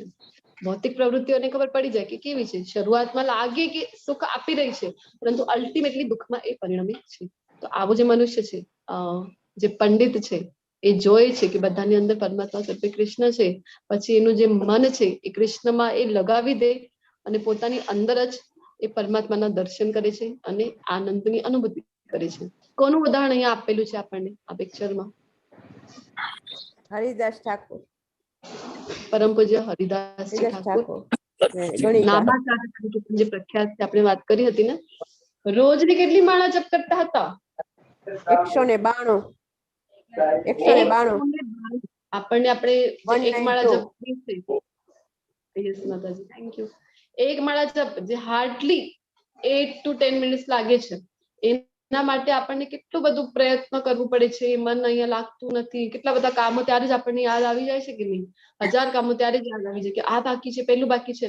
જે માળા જપ પૂરો, આપણા બધા જ કામો ત્યાં વિસરાઈ જાય છે, પછી કઈ યાદ આપણને રહેતું નથી. તો હરિદાસ ઠાકોરજી છે, રોજની 192 એટલી માળાનો જપ રોજનું કરતા હતા. તો ભગવાનના નામમાં આપણે વાત કરીએ છીએ ને કે નામ અને નામીમાં કોઈ ભેદ નથી. અત્યંત પવિત્ર કરનારું આ નામ છે, જે શક્તિ છે એ નામથી મળી જાય છે. તો એક દિવસ એમના જ સંપ્રદાય વાળા, એકચ્યુઅલી આ જે મુસ્લિમ સંપ્રદાયથી બિલોંગ કરતા હતા જે હરિદાસ ઠાકોરજી છે, પરંતુ હરે કૃષ્ણ મહામંત્રનો જપ કરતા હતા, જેના લીધે એમના જે સંપ્રદાય વાળા છે એમણે કરેલું હતું એમનું. તો એમને પ્રસિદ્ધિ એમની ખૂબ થઈ ગઈ હતી, કારણ કે રોજનો એટલો જપ કરતા હતા તો લોકો એમને ખૂબ માનતા હતા, આદર આપતા હતા. તો એમના સંપ્રદાયના જે અમુક લોકો હતા જેમને એમના પ્રત્યે દ્વેષ હતો, એ લોકોએ મળીને એક પ્લાન બનાવ્યો કે એક ગણિકા હતી એમને બોલાવ્યો અને ગણિકાને ત્યાં મોકલી. ગણિકાને કીધું કે તમે જે છે એમની એટલી પ્રસિદ્ધિ થાય છે તો તમે એવું કઈ કરો કે એમનું જે છે ડાઉનફોલ થઈ જાય, પતન થઈ જાય, એટલા માટે મોકલી હતી. અને ગણિકા ત્યાં જાય છે. સૂર્યાસ્તની પાછળ જયારે એ સંન્યાસી હોય છે, હરિદાસજી ઠાકોર એમને મળવા જાય છે, તો સૂર્યાસ્તની પાછળ જયારે ગણિકા આવે છે એટલો શૃંગાર કરીને, તો હરિદાસજી ઠાકોર સમજી જાય છે કે ઉદ્દેશ્ય શું છે. પરંતુ ભગવાનના ભક્તો કેવા હોય છે, અહેતુકી કૃપા એ વરસાવતા હોય છે. એ ગણિકાને કહે છે કે હું તારી સાથે વાત કરીશ, પરંતુ થોડોક ટાઈમ, મારા હજી થોડોક જપ બાકી છે, તું ત્યાં મારા કુટિયાની બહાર એક તુલસીજી હોય છે ત્યાં તમે બેસીને વેટ કરી શકો છો, એમ કહે છે. એ ગણિકા છે ત્યાં બેસી જાય છે અને જે મહામંત્ર છે આપણે જોરથી બોલતા હોઈએ છીએ, કારણ કે ચૈતન્ય મહાપ્રભુએ આપણને આદેશ આપેલું છે કે આ મંત્રનો ઉચ્ચાર જોરથી બોલીને કરવાનું છે. તો હરિદાસજી ઠાકોર મંત્ર જાપ કરતા હતા, એ ગણિકાએ સાંભળેલું. પછી રાત્રિ પૂર્ણ થઈ જાય છે, સવાર પડી જાય છે, ત્યારે હરિદાસજી ઠાકોર ક્ષમા માંગે છે, કે છે કે આજે તો મને સમય ન મળ્યો, આજે રાત્રે તમે ફરીથી આવો, હું તમારી ઈચ્છા જરૂર પૂરી કરીશ. એવી રીતે મોકલી દે છે ફરીથી ગણિકાને. બીજા દિવસે ગણિકા ફરીથી આવે છે સંધ્યા સૂર્યાસ્તની પાછળ, સંધ્યાના સમય. પછી હરિદાસજી ઠાકોર ફરીથી કહે છે થોડાક જ જપ મારા બાકી છે, આજે જલ્દી પૂરું કરી દઈશું, નક્કી તમે અહીંયા વેટ કરો. તુલસીજી પાસે બેસે છે અને શુદ્ધ ભક્તના મોઢેથી જયારે હરે કૃષ્ણ મહામંત્રનું જપ સાંભળે છે ગણિકા, બીજો દિવસ પણ એવી જ રીતે પૂરો થઈ જાય છે. ત્રીજો દિવસ આવી જાય છે. હરિદાસજી ઠાકોર કહે છે કે હું ક્ષમા ચાહું છું, 2 દિવસ આમ જ ગયા, આજે તો પાક્કું, આજે તો ખૂબ જલ્દી કરી લઈશું, તમે થોડીક વાર બસ અહીંયા વેટ કરો, એમ કહે છે. અને આજે ગણિકા છે ત્યાં વેટ કરે છે, તુલસીજી પાસે બેસે છે અને ફરીથી શુદ્ધ ભક્તના મોઢેથી હરે કૃષ્ણ મહામંત્રનું જપ સાંભળે છે. તો એટલા બધા જે પાવર કહેવાય, જે શક્તિ છે એ હોય છે શુદ્ધ ભક્તના મોઢેથી નીકળેલા શબ્દોમાં. તો એ જયારે ત્રીજા રાત્રિ જયારે મહામંત્રનું જપ સાંભળે છે તો એની આંખોથી અશ્રુ ધારાઓ વહેવા લાગે છે અને પોતાની ભૂલ એને સમજાય છે. એ ચરણોમાં પડી જાય છે હરિદાસજી ઠાકોરને, એને કહે છે કે કયા ઉદ્દેશ્યથી પોતે આવી હતી અને ક્ષમા માંગે છે. હરિદાસજી ઠાકોર કહે છે કે હું તો ઓળખી ગયો હતો પહેલા દિવસે કે તમે કયા ઉદ્દેશ્યથી અહીંયા આવ્યા છો, પરંતુ હું અહીંયા રોકાયો કારણ કે મારે તમારો ઉદ્ધાર કરવો હતો. અને પછી ત્યાંથી જતા રહે છે હરિદાસજી ઠાકોર અને ગણિકાને આદેશ આપીને જાય છે કે તમે હવે આ કુટિયામાં રહો અને ભગવાનના નામનો જપ કરો. પછી એ જે ગણિકા છે અને ગેરમાર્ગથી તમે જે કંઈ પણ સંપત્તિ એકઠી કરેલી છે એ તમે વેચી નાખો. તો એમ જ કરે છે આ જે ગણિકા છે, બધું વેચી નાખે છે અને એ કુટિયામાં રહીને પોતે રોજને 192 માળાનું જપ કરતી થઈ જાય છે અને એટલી તેજસ્વી થઈ જાય છે પછી પોતે જપ કરીને કે બધા એમ ગણિકાના દર્શન કરવા ત્યાં આવે છે. તો એટલી શક્તિ હોય છે શુદ્ધ ભક્તોના મોઢેથી નીકળેલા શબ્દોમાં. તો આવી રીતે હોય છે શુદ્ધ ભક્ત જે છે કે પોતાના સમક્ષ જયારે સાક્ષાત માયાદેવી પણ, એક વખત એમ પણ પ્રસંગ થાય છે કે સાક્ષાત માયાદેવી પણ આવે છે એમની પરીક્ષા લેવા, ત્યારે પણ એ વિચલિત થતા નથી. ભક્તિમાં એટલી શક્તિ હોય છે. તો વિષયાસક્ત આનંદ છોડવાની શું જરૂર છે અને કેવી રીતે આપણને એ ફસાવે છે એના ઉદાહરણો અહીંયા આપેલા છે. કે જો હાથી છે, હાથીને વિષય આનંદ હોય છે, તો જેના કારણે હાથીને પકડવું હોય તો શું કરે છે, મોટું ખાડું ખોદવામાં આવે અને બીજી બાજુએ જે ફિમેલ હાથી હોય છે એને મૂકવામાં આવે છે અને હાથી જયારે એને જોઈને દોડતો જાય તો જે ખાડું છે એના ઉપર પાંદડા મૂકવામાં આવે અને પછી ખાડામાં એ પડી જાય છે. પછી ત્યાં જયારે ખાડામાં હોય છે તો ખાવાનું આપવામાં આવતું નથી, પાણી આપવામાં આવતું નથી, થોડાક સમયમાં એનું મૃત્યુ થઈ જાય છે. હાથી દાંત માટે જે હાથી રીતે ફસાવવામાં આવે છે. પછી ત્યાં ભવરો છે, ભમેડો, તો એ ભવરો જે છે એ કમળના પુષ્પ પ્રત્યે ખૂબ આસક્તિ હોય છે એને અને પુષ્પમાં એ જાય છે, પુષ્પની સુગંધથી એટલો અટ્રેક્ટ થઈ જાય છે. તો પુષ્પમાં જયારે જાય છે એના અંદર એનો જે મકરંદ છે, રસ છે એ લેવા માટે, અને પુષ્પ બંધ થઈ જાય છે અને અંદર જ શ્વાસ રૂંધાઈને એનું મૃત્યુ થઈ જાય છે. લાઇટના કીડાઓ છે, લાઇટના કીડાઓ કેવા હોય છે? દૂરથી જોઈ છે અગ્નિને અથવા તો લાઇટને તો વિચાર કરે છે કેટલો સુંદર છે, નજીક જઈને મારે જોવું જોઈએ. જેમ નજીક જાય છે તો એ જ અગ્નિથી બળીને એનું મૃત્યુ થઈ જાય છે. તો માછલી છે, માછલીને એના જીભ ઉપર ખૂબ આસક્તિ હોય છે, ટેસ્ટી ખાવાનું. તો એના માટે જયારે મૂકવામાં આવે છે, લોટ મૂકવામાં આવે અને એ તો ખૂબ ખુશ થઈને ખાવા જાય છે લોટને, અને પછી પોતે જ કોઈનો ભોજન બની જાય છે, કાંટામાં એને ફસાવી લેવામાં આવે છે. તો આવી જ રીતે આપણે પણ જો પોતાની ઇન્દ્રિય તૃપ્તિમાં ફસાયેલા હોઈએ, ક્ષણિક આનંદ આપે, આપણને એમ લાગે કે આનંદ મને મળી રહ્યો છે, પરંતુ એ જ સુખ છે એ દુઃખમાં પરિણમે છે. બુદ્ધિશાળી મનુષ્ય ભૌતિક ઇન્દ્રિયોના સંસર્ગથી ઉત્પન્ન થનારા સુખોપભોગમાં રસ લેતો નથી, કારણ કે તે દુઃખના મૂળ કારણરૂપી બની રહે છે. હે કૌંત્ય, આવા સુખોનો આદિ તથા અંત હોય છે, તેથી સુજ્ઞ મનુષ્ય તેમાં આનંદ લેતો નથી, કારણ કે એનો આદિ પણ છે એ સુખનો અને અંત પણ છે. તો જે હોશિયાર છે, બુદ્ધિમાન છે, એ એમાં ક્યારે પણ બુદ્ધ ન તેષુ રમતે બુદ્ધ, બુદ્ધિમાન વ્યક્તિમાં આનંદ લેતો નથી. જો વર્તમાન શરીરનો ત્યાગ કરતા પહેલા કોઈ મનુષ્ય ભૌતિક ઇન્દ્રિયોના આવેગોને સહન કરી શકે તથા વાસનાના અને ક્રોધના આવેગને રોકી શકે તો તે યોગી છે અને તે આ જગતમાં સુખી હોય છે. આ જગતમાં સુખી કેવી રીતે રહી શકાય? એના માટે અહીંયા ભગવાન જણાવી રહ્યા છે કે તમારા ક્રોધને, વાસનાના વેગને કંટ્રોલ કરવા શીખી લો. ઇન્દ્રિયોનો જે આવેગ છે એને વશમાં થતા શીખી લો. ક્યાં સુધી? મૃત્યુ આવ્યા પહેલા. એટલે જેટલી વહેલી થઈ શકે ભક્તિમય સેવામાં આપણે આગળ વધવું જોઈએ. જે મનુષ્ય અંતર થકી સુખી છે, સક્રિય છે તથા અંતરમાં આનંદ અનુભવનારો છે અને જેનું લક્ષ્ય અંતર્મુખી છે, તે જ વાસ્તવમાં પૂર્ણ યોગી છે. તે પરબ્રહ્મમાં મુક્તિ પામે છે અને અંતે બ્રહ્મને પામે છે. બ્રહ્મ એટલે આજે જીવન મૃત્યુથી એને મુક્તિ મળી જાય છે, એ રીતે એ બ્રહ્મને પામે છે. હવે આપણે સવારથી લઈને સાંજ સુધી એક પ્રયત્ન હોય છે ને, શાંતિ જોઈએ, મારે તો મગજની શાંતિ જોઈએ છે, મળતી નથી. શું કામ?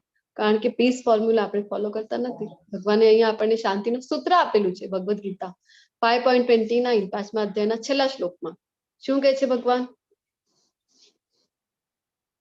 ભોક્તારમ યજ્ઞ તપસામ સર્વલોક મહેશ્વરમ સુહૃદમ સર્વભૂતાનામ જ્ઞાત્વા મામ શાંતિ મૃચ્છતિ.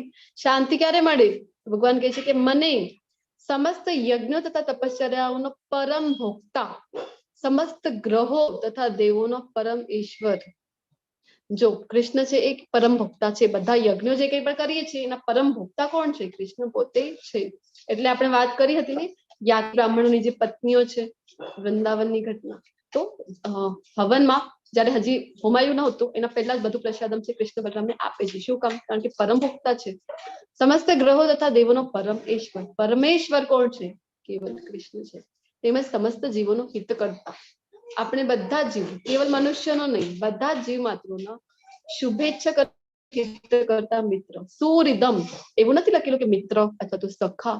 શું લખેલું છે અહીંયા? સુહૃદમ, જે આપણું હિત ઈચ્છે છે, જે આપણું શુભ ઈચ્છે છે. આવા મિત્ર કોણ છે? આપણો જે સદૈવ આપણો સાથ આપે છે. કોઈ પણ પરિસ્થિતિ હોય કૃષ્ણ આપણને છોડતા નથી. અધમથી અધમ યોનિમાં આપણે ચાલ્યા જઈએ, ધારો કે સિંહની યોનિમાં છે અથવા તો કોઈ ગરોળીની યોનિમાં છે, તો પણ કૃષ્ણ આપણો સાથ છોડતા નથી. પરમેશ્વર સ્વરૂપ એ બધાના હૃદયમાં હોય છે કે નહીં? આપણા એ સુહૃદમ છે.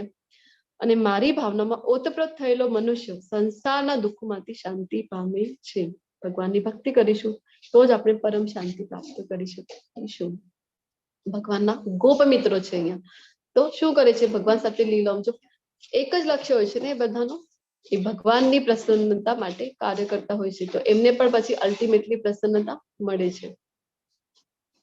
અને અહીંયા બીજા પિક્ચર થી જે મહાવિષ્ણુનો ફોટો છે, આપણે આજે ગોલોક ચાર્ટ જોયું ને, 3 વિષ્ણુ જોયા હતા, તો એમાંથી એ મહાવિષ્ણુ છે જેમના રોમકૂપોથી અસંખ્ય બ્રહ્માંડોની ઉત્પત્તિ થાય છે.